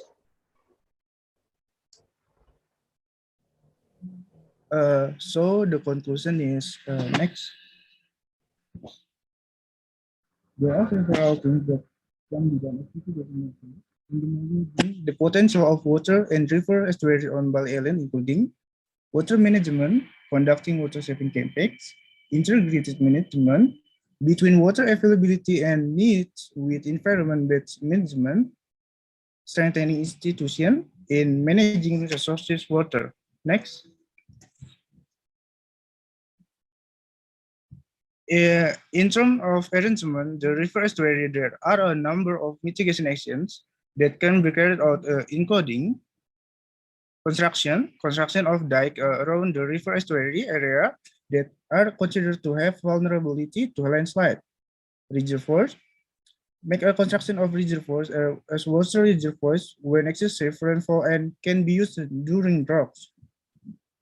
Monitoring, construction of estuary condition monitoring post rivers, and preservation of barren areas around river estuaries. Thank you.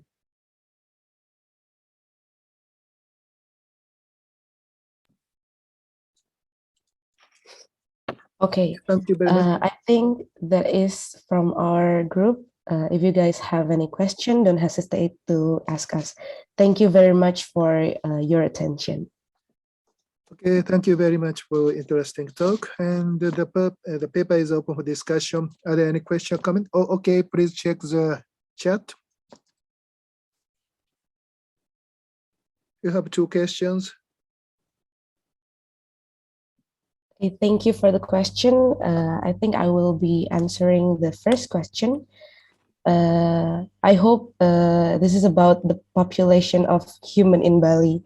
So the question from Mr. Suboy from Kansui Gakuin is, what is the reason of the increase of population in Bali? There are several reasons to that thing. The first one is, of course, the urge to regenerate. What could I say?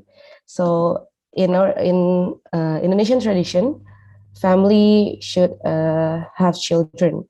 The first one is the urge to do that thing, and the second one is because Bali is one of the most beautiful island in Indonesia. So there are many people from the different island, especially from the Java, who moves to Bali and start their life here. So there are so many people who move to Bali to start their life, or even some people actually planning to move to Bali for their retirement time. So there are a high chance of population. So the population can rise every year. I think that is my answer. Thank you very much. And anyone can answer the question from Bibin, Dr. Bibin Sensei. Oh, okay. Thank you so much. Maybe I would like to answer the question from Mr. Bibin.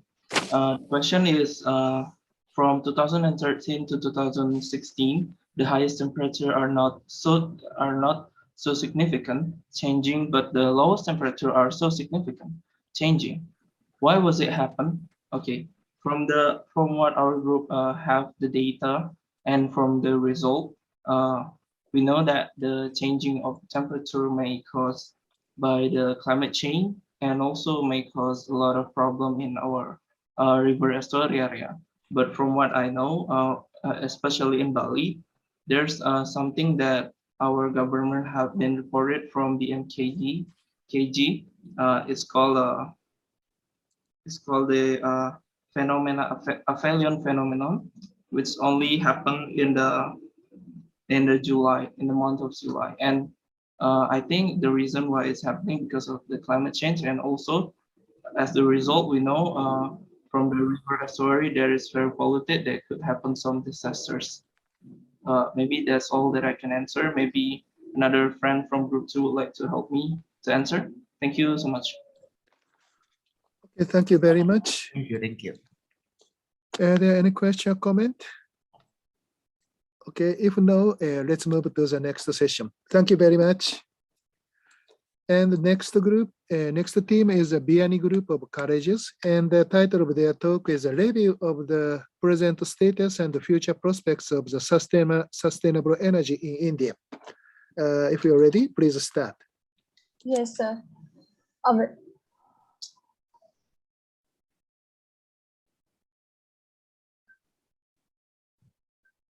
A very warm welcome to everyone present here in this international virtual meeting, and it's our immense pleasure to meet you all again here. The topic of our presentation is review of the present status and future prospects of sustainable energy in India.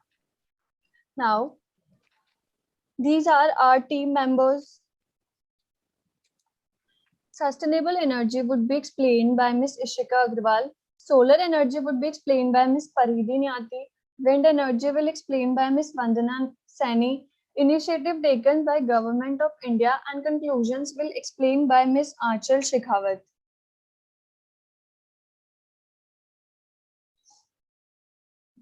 Sustainable energy.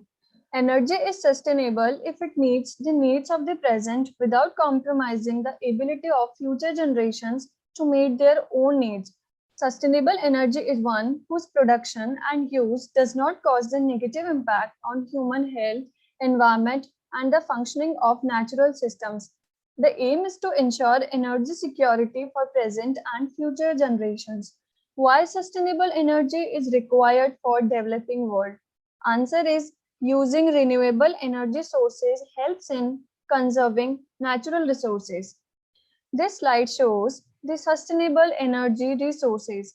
The major sources are biomass energy, solar energy, hydro energy, wind energy, tidal energy, and geothermal energy.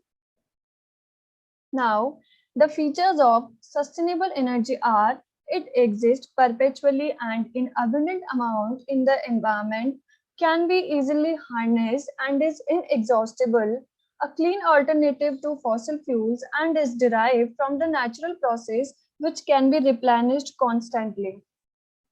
Now comes importance of sustainable energy. Most importantly, it helps in cleaning environment, lessens our energy dependence, enhance health and welfare, recreate job opportunities, and boost rural economic development. As shown in this graph, we can see the Karnataka holds first position in sustainable energy generation among various states of India with generation of 15,232 megawatt of sustainable energy. Our state Rajasthan holds an important position with contribution of 9,479 megawatt sustainable energy generation. After analyzing this graphical representation, we can see that Karnataka, Tamil Nadu, Gujarat, and Maharashtra are the major sustainable energy producing states of India. Here, the pie chart depicts that the installed capacity of sustainable energy in different states of India. Total installed capacity of sustainable energy in India is 175 gigawatt as of 2021 and 2022, which has just the doubled with respect to 82 gigawatt in 2020. Maharashtra has the largest amount of installed capacity of sustainable energy with 13%, succeeded by Tamil Nadu with 12%. This pie chart shows the installed capacity of solar and wind energy in different regions of India. India constitutes 6 regions, namely Eastern, Western, Northern, Southern, Northeastern, and Central region. Southern region has the greatest installed capacity of solar energy with 18,515.81 megawatt, which is 50% to the total installed capacity of solar energy in India. Installed capacity of wind energy is also greatest in southern region with 18,365.99 megawatt, which contributes 49% to the total installed capacity of wind energy in India. The reason behind this is favorable wind speed in this region. Now, on these maps, installed capacity of solar energy and wind energies is shown, in which Karnataka is its on peak with 7,355.17 megawatt installed capacity for solar energy, while on the other hand, in wind energy, Tamil Nadu is on peak with capacity of 9,608.04 megawatt. Over to Ms. Paridhinyati. Solar energy. India holds the fifth place with a contribution of 32.9 gigawatt installed capacity. India has one of the highest level of solar radiation in the world, with most of the country receiving more than 1900 kilowatt hour per meter square per year and approximately 300 clear sunny days per year. India's solar power installed capacity increased from 0.16 gigawatt in 2010 to 40.1 gigawatt in 2021. In this diagram, the conversion of solar energy into electricity is shown, as when sun rays falls on the solar panel, electric voltage is generated, due to which electron move and generate DC current. which is passed into the inverter and converted into AC current, which is passed in our houses and buildings for electricity production. In these figures, solar power parks are represented, in which ground-mounted solar park are Bhadla Solar Park in Rajasthan. It is the largest solar park in India, which has capacity of 2,245 megawatt, followed by Pavagada Solar Park, Kurnool Ultra Mega Solar Park, Rewa Solar Park, and Chankara Solar Park. Floating solar park in India is located in Andhra Pradesh. Sumhadri Solar Park, which is the largest floating park with the capacity of 25 megawatt. The world largest solar park in India will be established in Madhya Pradesh and is going to have the capacity of 600 megawatt. Off-grid solar energy in India are namely solar street light, which has an installed capacity of 7,15,029. For the solar street light, Government of India has launched scheme, namely Atal Jyoti Yojana. Under this, Rajasthan government had issued tender for 20,000 solar street light. Solar pump, which had an installed capacity of 2,56,156. For the initiative of solar pump, Government of India had launched PM Kusum Yojana, in which 60% subsidy will be given to the farmers. Under this scheme, Rajasthan had solar powered farm in Jaipur, which has a capacity of 1 megawatt. 17,21,343 homes are present under solar home lighting system. And to promote it more, government had launched Saubhagya Yojana to achieve universal household electrification. Under this scheme, our state is at the top with 1,23,682 households electrified with solar energy. There are some places in India which are 100% solar energy driven, which includes Cochin International Airport in Kerala, which was world's first largest energy solar-based airport, MD Ramachandran Railway Station in Chennai, solar electric vehicle charging in Hyderabad. With these places, our Prime Minister had also taken initiative and had installed solar dome in his residence. CMRI had also installed world's largest solar tree in Durgapur at West Bengal. Delhi Police had also installed solar energy-based beach booth at India Gate in 2020. India One solar thermal power plant is also installed in Mount Abu in Rajasthan at Brahma Kumari's headquarters, in which group has gone in a big way with high-quality projects, and they also had focus on sustainable food practices.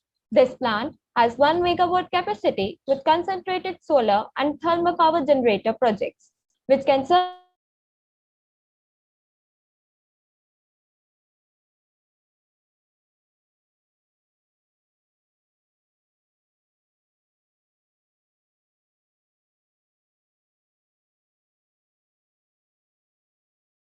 0.38 kilowatt hour.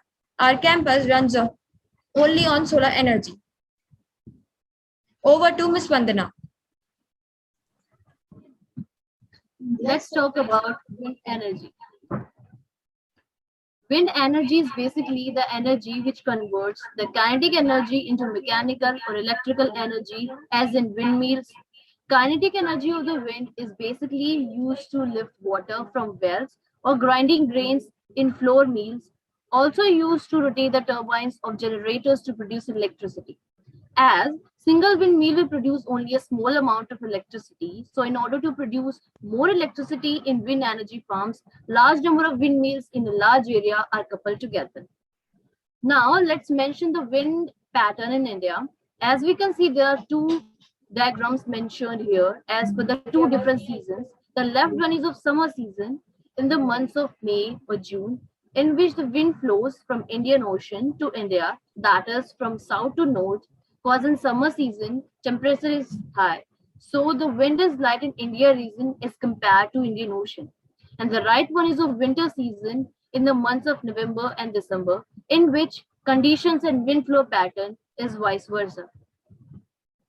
So now let's have a look towards top 5 wind power farms operating in India, which are Bhupendal, Jaisalmer, Brahmanwell, Delgaon, Wankushwade Wind Park, in which Bhupendal Wind Park is one among the largest onshore wind farms of the world, which is located in Kanyakumari district of Tamil Nadu with an installed capacity of 1500 megawatt as shown in the figure. Second one is Jaisalmer Wind Park, located in Jaisalmer with a wind capacity of 1064 megawatt as shown in the figure. Likewise, Brahmanware in Maharashtra with installed capacity of 528 megawatt, which is developed by Parag Agro Industries. Dalgon Wind Farm with 278 megawatt and Wankushwade Wind Park with 259 megawatt, which is one of India's largest wind power production facilities. Now, this is wind energy in India shown by a graph. This graph shows installed wind capacity in India from 2015 to 2021. The vertical line shows the India's cumulative installed total wind capacity in megawatt, and the horizontal line shows years from 2015 to 2021. This graph clearly mentions that India has progressed from around 26,000 megawatt in 2015 to around 42,000 megawatt in 2021. That means India has progressed in installed wind capacity each year from 2015 to 2021. So we might be a bit curious that how does this gradual increment is taking place? That is because there are some major factors attributing to growth, which includes the favorable government policies, the increasing investment in wind power projects, and the reduced cost of wind energy, which has led to an increased adaptation of wind energy therapy, positively contributing to the demand of wind energy.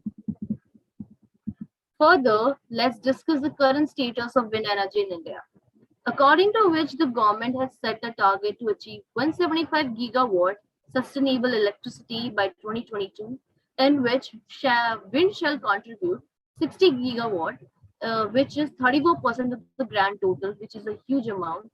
In addition, there is a pie chart which shows the cumulative wind power installation around 40 gigawatt as of 2020, in which Tamil Nadu contributes the most with 25%, Gujarat with 20%, and further Rajasthan with 11%, and so on.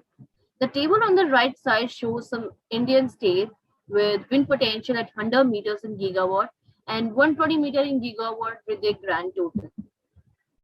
Now, mentioning the forthcoming wind power projects in India. First, the wind power project in Ahmedabad, Gujarat, continue to be preferred destination for setting up wind power projects in India. Gujarat witnessed the highest addition of wind power generation capacity in the country in 2020 to 2021. Wind power projects with a cumulative generation capacity of 1020.3 megawatt were installed capacity addition by any state in India during the period, shows data compiled by Indian Wind Turbine Manufacturer Association according to the Indian Express.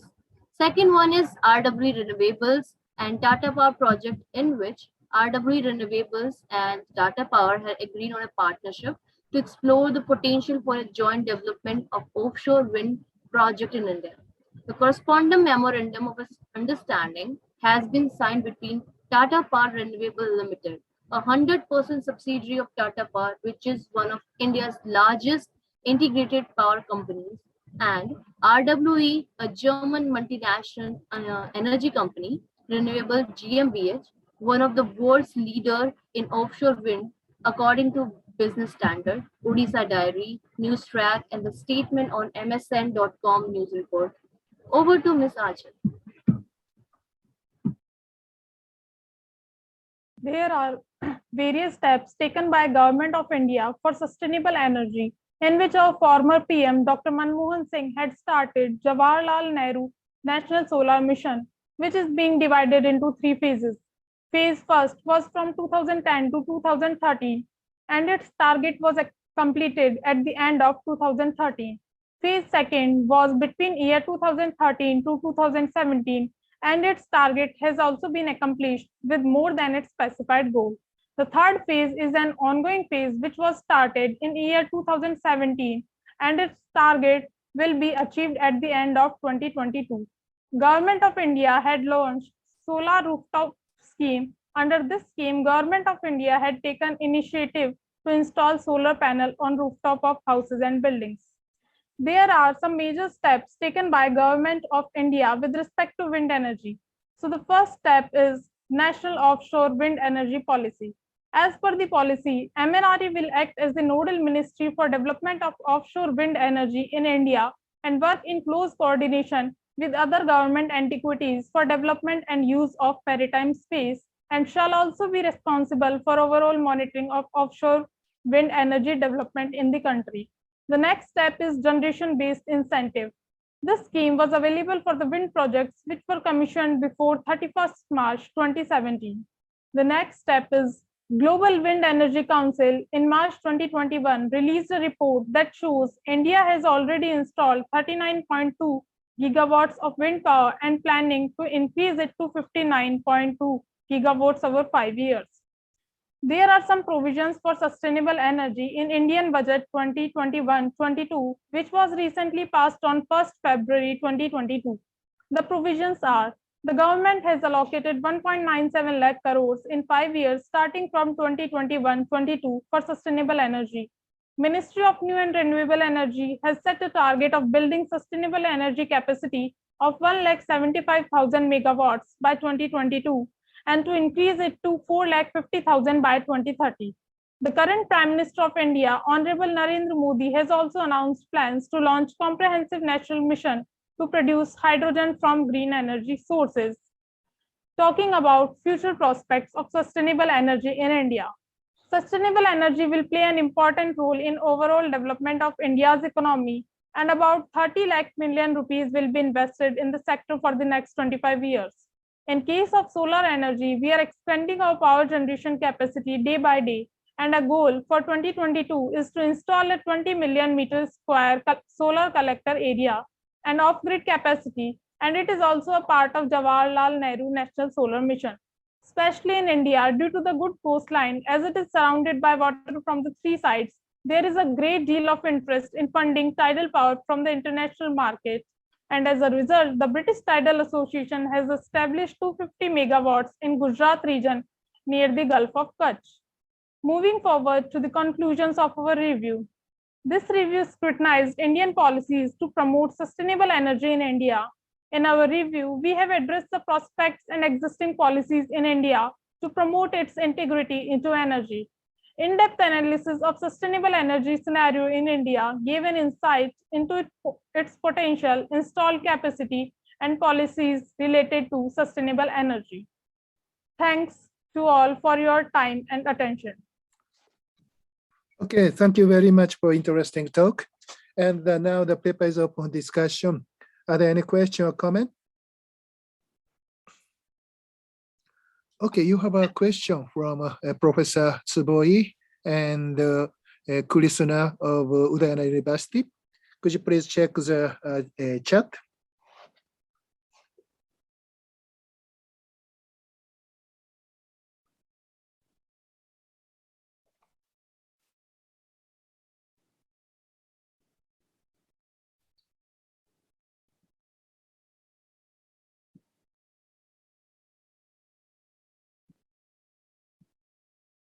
Please give us few seconds.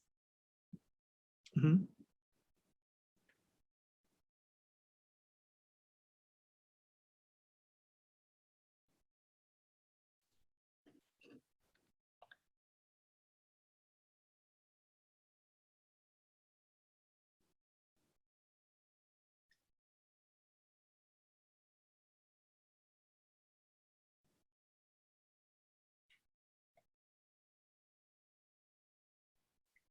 Yeah, I would like to answer first one question that is about the efficiency of those renewable energy plan backup for the backup plan. Then for solar energy, there is a backup plan as we can use the batteries for it for the storage of solar energy. And when the sun is not over there, or if there is a winter season or rainy season, we can use the battery for our electricity production, as the solar energy will be stored in the battery for about 5 to 6 days or even more it can be. And if it is more than our efficiency produced, we can also give that energy to the electricity grid for the production of other electricity in our areas.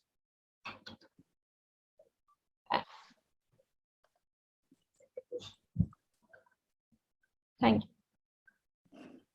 Okay, you have one more question from the National Taiwan Normal University.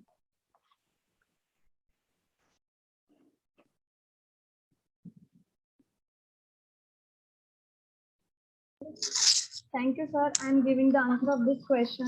At which coast in our country can develop offshore wind power? The Tamil Nadu coast nearly developed 35 gigawatt exists in our country. And then one more question from Dr. Hamai from KGU.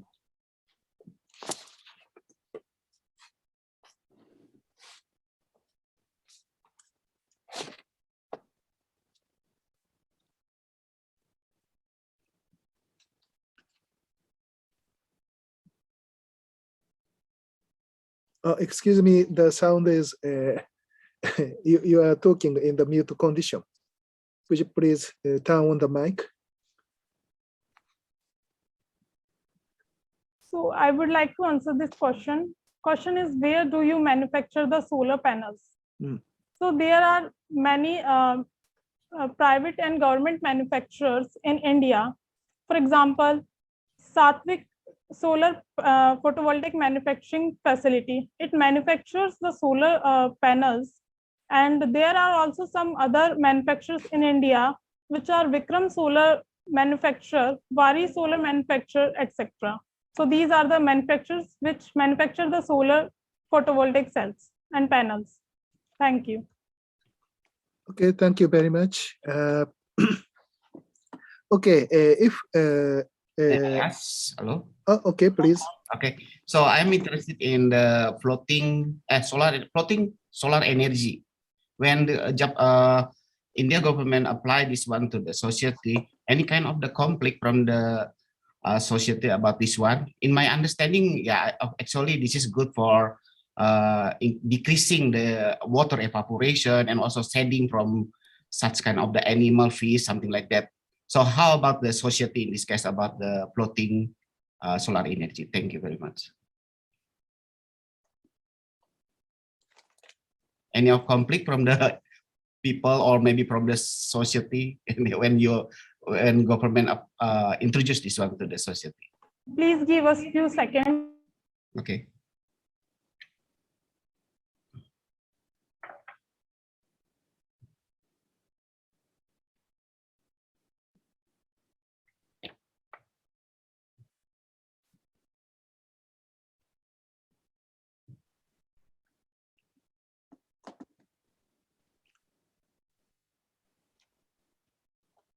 So I would like to answer this question.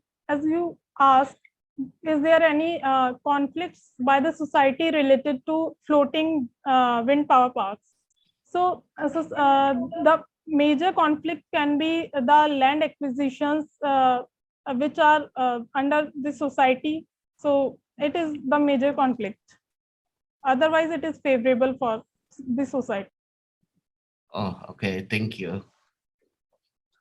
Okay, thank you very much. I think time is up, and let's move to the final talk. The final talk is given by Amity University, and the title of their talk is Solar Energy with a New Beginning. So if we are ready, please start. Yes, sir. Just give me a second.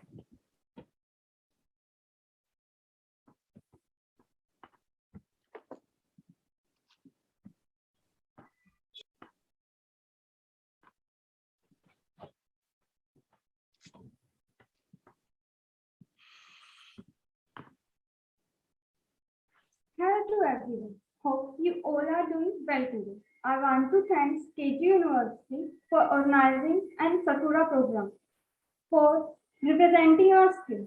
Now I want to thank our professor, especially Dr. Deepak Tripathi, for guiding us during the presentation preparation. We learned a lot from him, not just about the presenting skills, but also about sustainable energy, about solar energy, and many new more. Now, our topic is solar energy with a new business.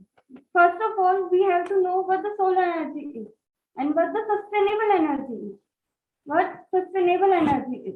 Sustainable energy is not about just energy which is environmental friendly or affordable by all, but it is also about the energy need of today without compromising the need of future generations. Now we can say why we need sustainable energy.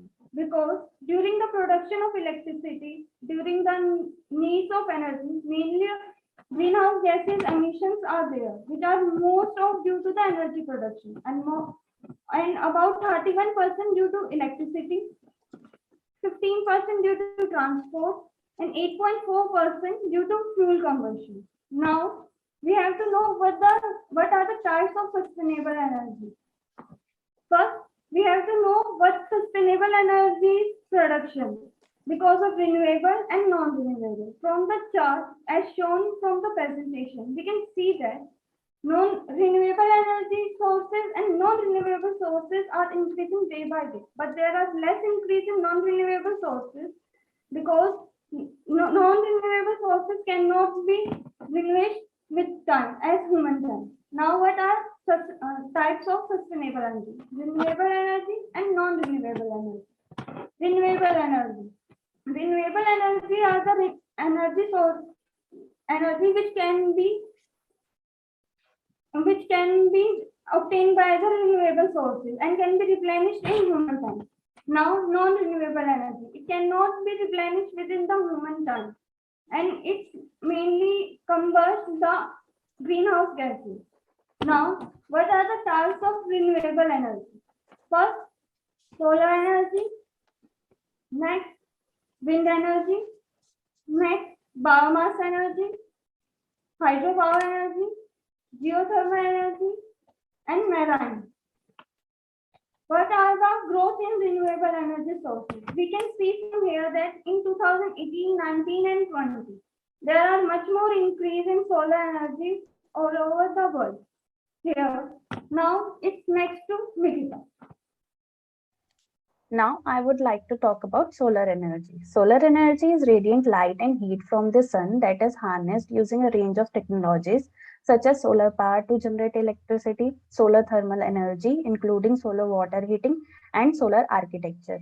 It is the largest source of energy received on Earth and an ultimate energy resource due to its non-polluting character and inextensible supply. Now I will talk about technologies. On the basis of its technology, it can be characterized either as active solar or passive solar, and depending upon how they capture and radiate energy or convert it into solar power. When we use the sun's heat or light directly, it is known as passive solar techniques.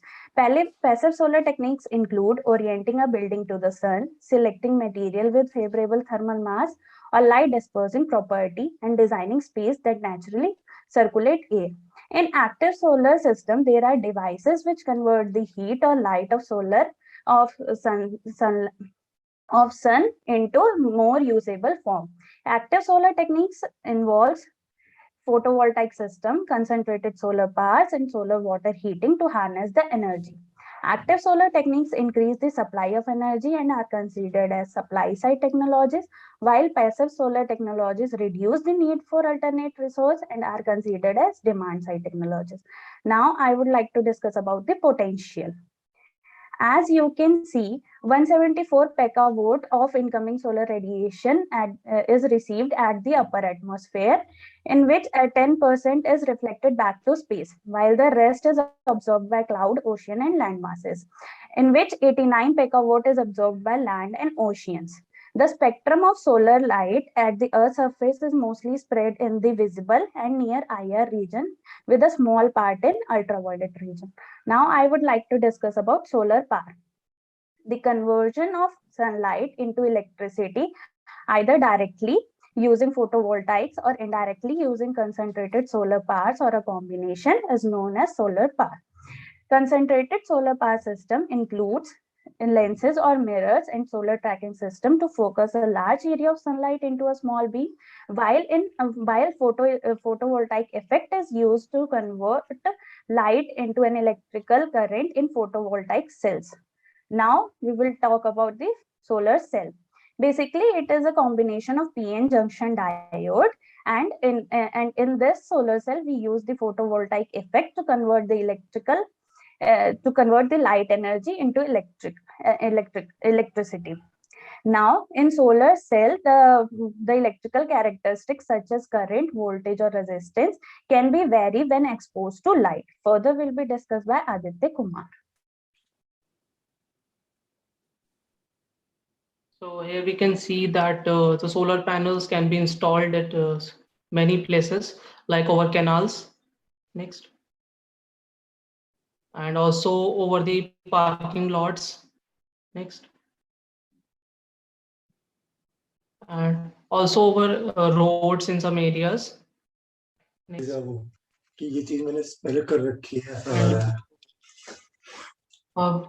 also over roof in some areas. Now I would like to discuss about the solar energy scenario in India. So India has a vast solar potential, about 5,000 trillion kilowatt per energies per year energies incident over India's land area, with most parts receiving 4 to 7 kilowatt hour per square meter per day. And there has been a visible impact of solar energy in Indian energy scenario during the last few years. And so, National Institute of Solar Energy has assessed the country's solar potential of about 748 gigawatt, assuming 3% of the wasteland area to be covered by solar PV modules. And also, it has taken a central place in India's National Action Plan on Climate Change, with the National Solar Mission, one of its main missions. It was launched in 11 January 2010, and it has been a major initiative of the Government of India with active participation from many states. Its objective is to establish India as a global leader in solar energy by creating the policy conditions for solar technology diffusion across the country as quickly as possible. And in order to achieve this, government has launched various schemes to encourage generation solar power in the country. Next. So, and we can see that national determined contributions target to achieve 40% cumulative electric power installed capacity from non-fossil fuels based energy sources, and to redefine the emission intensity of its GDP by 33 to 35% from 2005 level by 2030. And recently, India has also achieved a global position 5th in solar power deployment by surpassing Italy. And solar power capacity has increased by more than 11 times in the last 5 years, from 2.6 in March 2014 to 30 gigawatt in July 2019. And here we can see the top 10 states which are leading in the solar energy. And here you can see that Karnataka is leading the table. Now I would like to discuss about the solar energy scenario in Japan. So Japan has a solar irradiance of 4.3 to 4.8 kilowatt hour per meter square per day, and it was the world's second largest market for solar PV growth in 2013 and 14, and by the end of 2017 its cumulative capacity reached 50 gigawatts, and then it became the world's second largest solar PV installed capacity. And 341 megawatt of photovoltaics are also planned for the island of Hokkaido, and a total of 1800 megawatts of photovoltaics projects have been approved for Japan as of October 2012. On the left side, we can see the usage of solar power in kilowatt hour across the years in Japan. Next. So there are some additional projects, including the 70 megawatt Kagoshima Natasujima mega solar power plant by Kyocera in Kagoshima Prefecture that went online in November 2013, and a 100 megawatt plant by Toshiba in Minami Soma and in Fukushima Prefecture.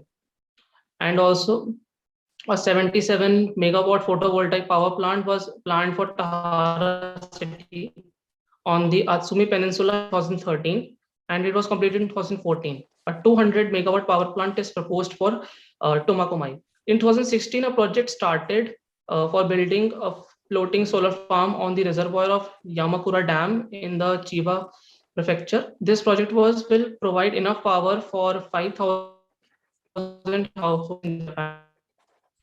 It was to be completed in 2018.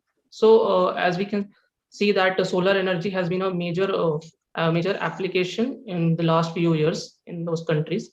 So further will be discussed by Rajesh. Good morning, everyone. Here is a model, photophonic receptor, photo related with light and the phonic related with sound.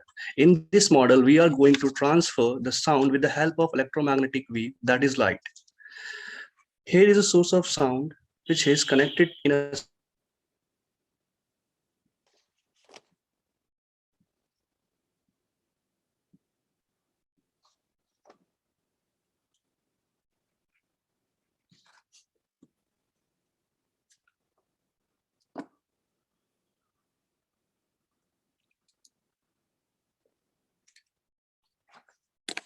Mr. Kumar, I think the Zoom is frozen. Can you hear me?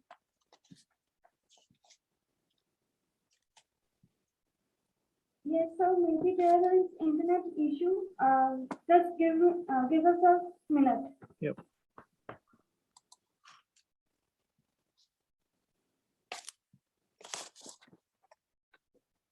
Am I audible properly? Yeah. I'm sorry for interruption. Am I audible? Yeah, I can hear you. Thank you, sir. So here is a solar cell is working as a photosensor, which sense the light according to the electrical signal produced by the source of sound. After that, the solar cell transfer the signal to the amplifier and then to the speaker. In this way, we can transfer the sound information through the light. It can be used in army and it can also use in rural areas. Thank you. And then next continued by Sankey Rana.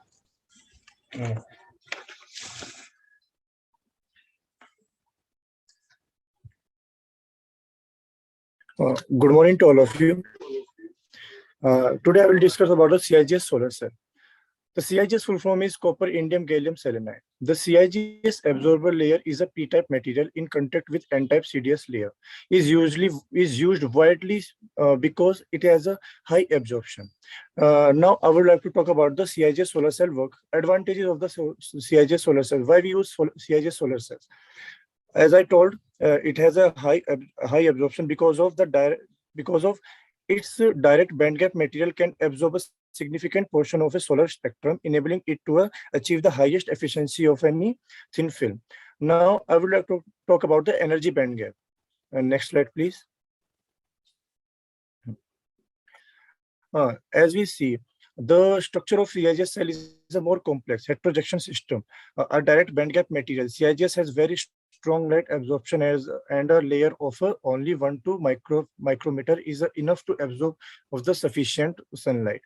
The most attractive property of CIGS compound is the ability to tune its energy bandgap, as we see in the graph also.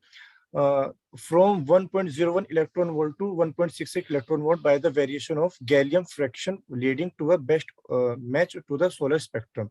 Now I would like to talk about the efficiency. On the laboratory scale, cell efficiency has exceeded 20% commercially. CIGS module typically have efficiency between 12% to 14%. It is found that the maximum efficiency of CIGS cell can be achieved with a bandgap of around 1.48 electron volt. In this simulated, several configurations were examined. The maximum efficiency obtained is 24.34% on the energy bandgap of 1.8 electron volt. Now the question arises that how we can increase the efficiency of CIGS cell, because how we can increase the CIGS efficiency? We can add some impurity in it, by which the efficiency may be increased to 28.92%. And the quantum efficiency doubles by increasing the band gap of absorber layer, which is a result of increasing the amount of gallium in CIGS cell, by which the absorption of the CDS layer in it will be increases. It will absorb the more photons and increase and produce the more power. Now, further explained by the Rajesh. Thank you. So, hey everyone, next slide, please. Next slide, please.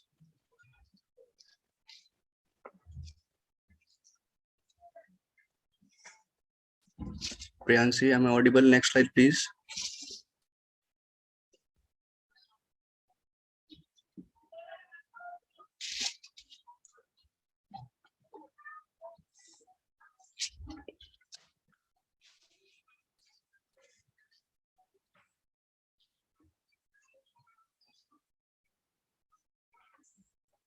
Priyansi.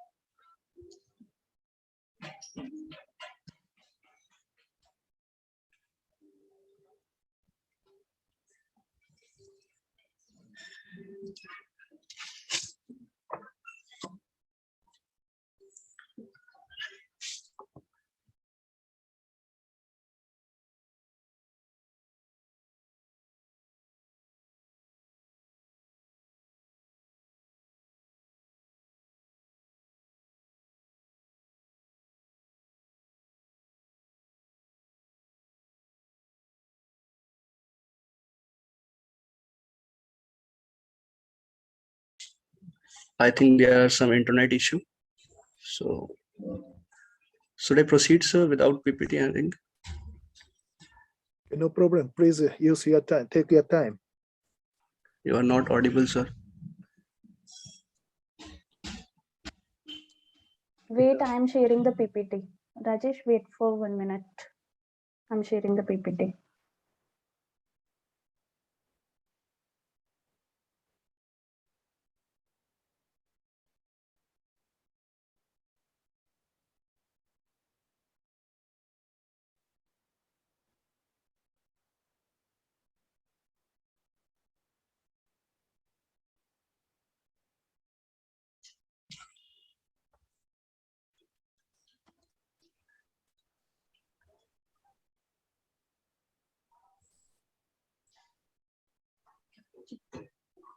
Next slide, please, Priyansi.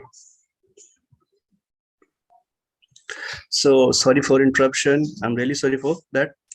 So basically, as my teammate told about the CIGS solar model, CIGS cell, in which the main part is CDS. So the CDS, I have done some, we have done some research. So we are going to discuss about the CDS thin film. In this research, we have discussed about the thin film CDS, which is done by the chemical bar deposition, and it can done by two method, ion by ion method, which is heterogeneous, which is a part of heterogeneous reaction, and the second one is a cluster by cluster, which is a part of homogeneous reaction. Here is a diagram in which the lowest plate is known as a hot plate, and the above it the CU plate, and then O-ring, and after that there will be a glass substrate and the solution of CD. Then we will put the solution of CDS, and at the topmost there will be a cap to avoid the ammonium diffuse. Next slide, please. Here, for the better quality, for the better film quality, the heterogeneous process is desirable, in which the CD2 plus and the ST2 minus take place, followed by the reaction which gives the CDS. Here, the material used for the formation of CDS is the thuria, cadmium sulfate, and ammonium hydroxide. Here is a graph which show the intensity, here's the graph which is taken by the CRO, which show the intensity versus angle. So it will give the maximum value at 25 degrees. Next slide, please. In this research, we have discussed about the various properties. The first property is the surface morphology, and in this property, we are going to discuss about the two methods, saking method and the without saking method. To achieve better uniformity, we have also deposited the thin by saking condition. The film thickness of the deposit film is found to be the range of 35 to 50 nanometer. These pictures are taken by the SEM, that is scanning electron microscopy, in the second condition, because second condition gives better qualities. Next slide, please. And the second property is the optical properties, in which we have discussed about the wavelength versus transmittance. We have taken the range of 400 to 1200 nanometer, and the transmittance gives the transmittance taken in the present by two methods, without shaking and with shaking. The first graph, which is shown in the PPT, is without shaking, which show the efficiency, which show the transmittance 80 to 90%. Next slide, please. And the second graph again show the transmittance versus wavelength, but in the condition of shaking. So we have seen with shaking, the transmission increase and reach to the range of 85 to 95%. To achieve better, so we can say that to achieve better uniformity, we have deposited the thin film by shaking condition. The film thickness of the deposit film is found to be in the range of 35 to 50 nanometer, as I have already told. So in the other word, we can say that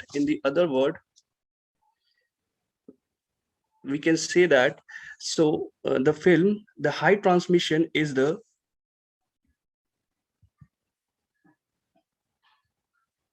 sorry. In the other word, all the film have high transmission in the visible region, so that these film could be used in the buffer material in the solar cell. Next slide, please. And the last property is the electrical properties. First of all, I want to discuss about the graph, the electrical current versus time. So in the presence of light, the CDS films, so the CDS films so the current, and in the absence of light, the current is zero, almost zero. In the electrical property, we have focused on the photoconductivity. So the formula for the photoconductivity is given as the current in the presence of light minus current in the absence of light divided by the current in the absence of light. Next slide, please. So here is the photoconductivity versus temperature graph. The black curves show the without shaking, and the red curves show shaking graph. You can see that. Next slide, please.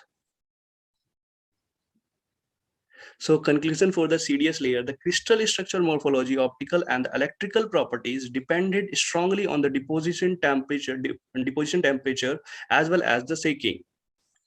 From the photosensitivity measurement, we found that the film deposit at the low or high temperature condition possess good optoelectronic properties, suggesting that these conditions were the most favorable for the deposition of CDS thin film intended for the optoelectronic application, such as the buffer layer as CIS solar cell. The next continued by. Thank you. So apart from CDS, we can also use ZNS as a layer. So ZNS can be considered as a promising photovoltaic device, as it has a wider band gap energy of around 3.5 to 3.8 electron volts. This increases the response time in the short wavelength region, which allows to pass more photons to the absorber layer. Next slide, please. One more important feature of ZNS is that it is a low-cost material, and it is not that much toxic like CDS. So it is also environmental friendly. Next slide. So for having a good photovoltaic cell, we need a good buffer layer. And since ZNS as a N-type compound, N-type semiconductor compound is a promising material for that. The higher band gap energy of ZNS compared to the CDS can be capable of giving us response of more photocell by reducing the photon absorption loss. Also, studying the lattice parameter of ZNS can tell us about the lattice matched buffer absorber interface, which is important for having a higher efficiency in the solar cells. Next slide, please. Now, the efficiency of solar cells also increases with the increase in the thickness of the absorber layer. Now, this can be used as a different approach to the solar cells that we currently have. So this makes ZNS as a very important choice for making more efficient solar cells. Thank you. That will be our presentation. And thank you for giving us the opportunity to present here. And thank you for having patience when we were having some technical difficulties. These are the references we used for our presentations. Thank you very much. The questions will be welcomed. Okay, thank you very much. And now the paper is open for discussion. Are there any question or comment? Okay, then I have one question. So today you introduced a new solar cells with CDS and ZNS. And my question is how to find the CDS and ZNS to use the solar cells. I mean that it is a trials and error of the experiments or some theoretical or simulation studies to find such materials. If you know the method, please tell me.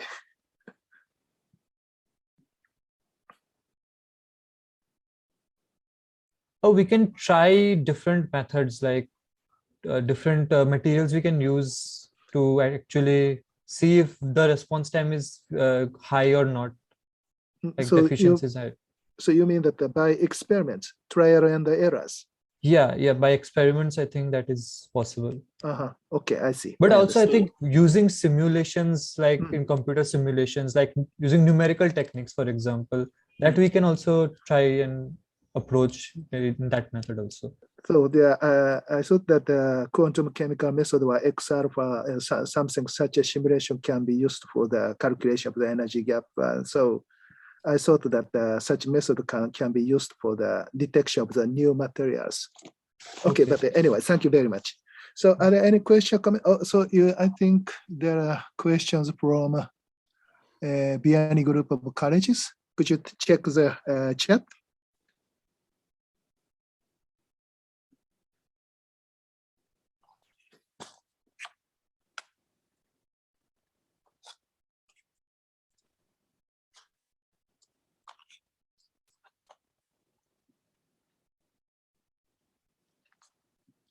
So which photovoltaic installation is better at the horizontal field? No, there's some questions.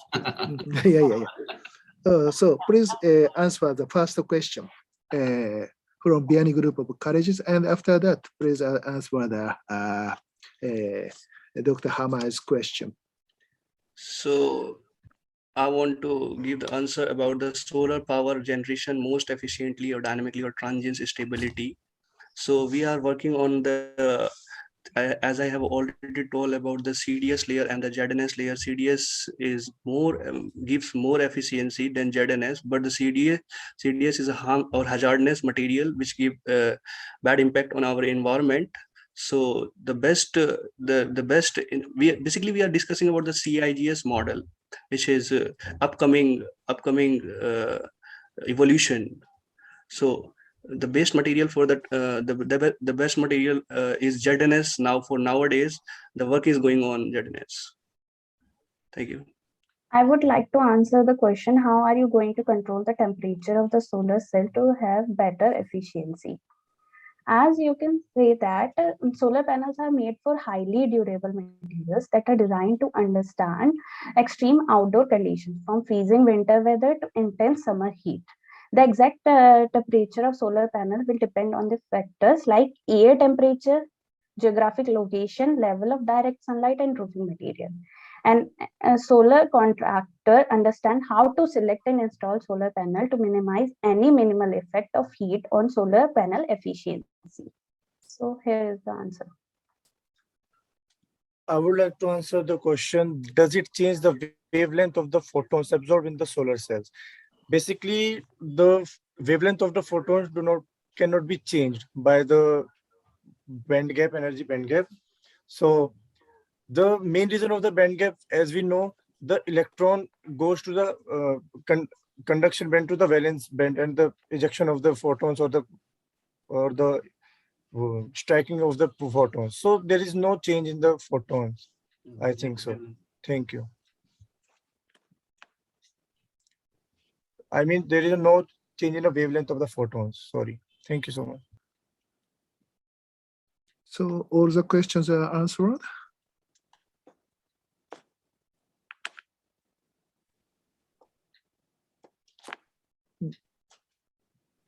Okay. So are there any question or comment?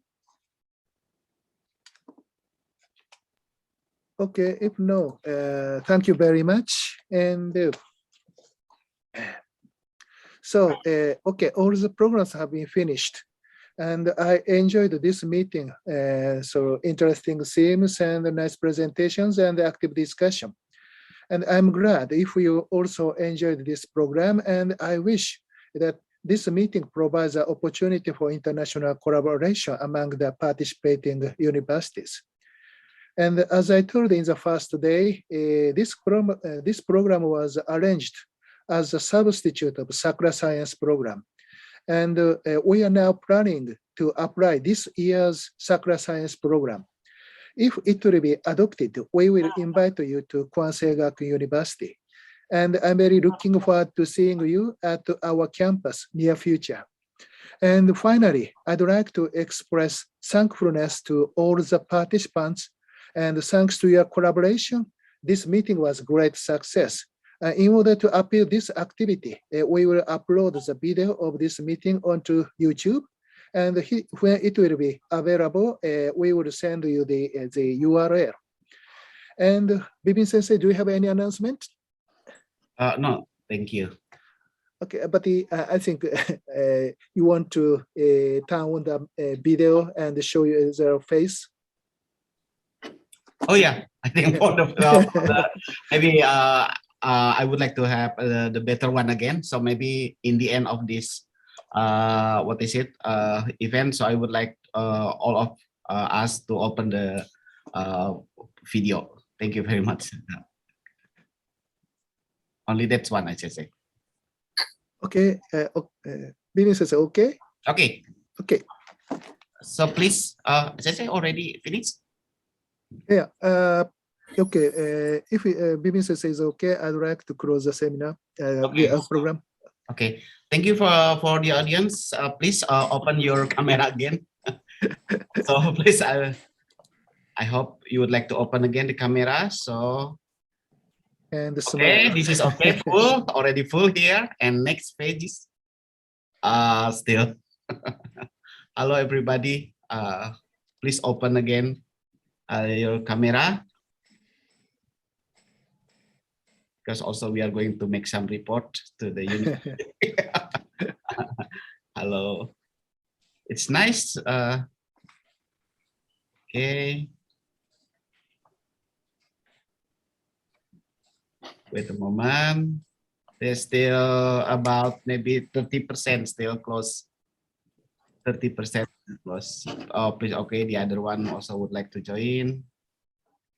Okay, also smile. Yeah, looks like Akiko Fujiwara Sensei always smile. Thank you. And also, okay. If you have some pictures, okay, no problem. Yeah, like Dr. Wisnu Sharma with the pictures. But please don't just please open the.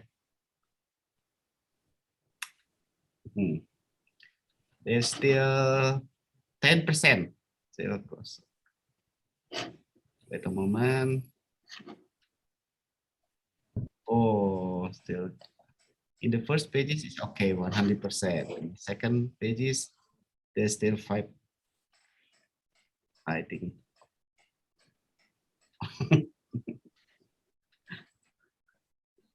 Wait a moment. Yeah, again. Akasa Taniza, Unpad Sabita, Nadila, Udayana Universitas KD, Unpad Aisyah Salsabil, still close. Okay. Wei Lung Liang, still close. Okay. Sorry, maybe I will give 1 minute again. So, okay.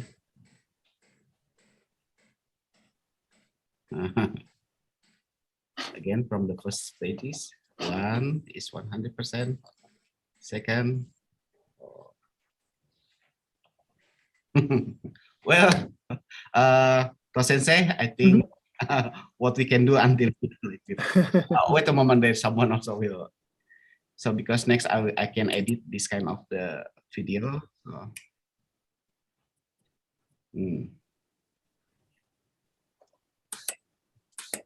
Okay, thank you very much, Sensei. So Okay. So, okay, then let's close this program, and please stay healthy and see you again near future. Okay, bye. Bye-bye. Bye-bye, Sensei. Thank you. Thank you very much. Okay.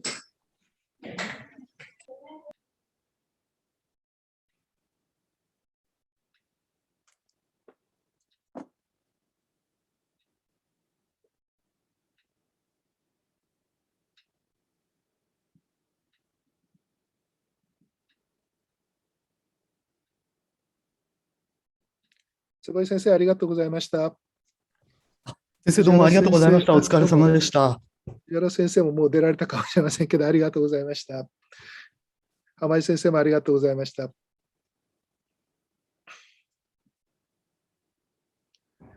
失礼いたします。失礼します。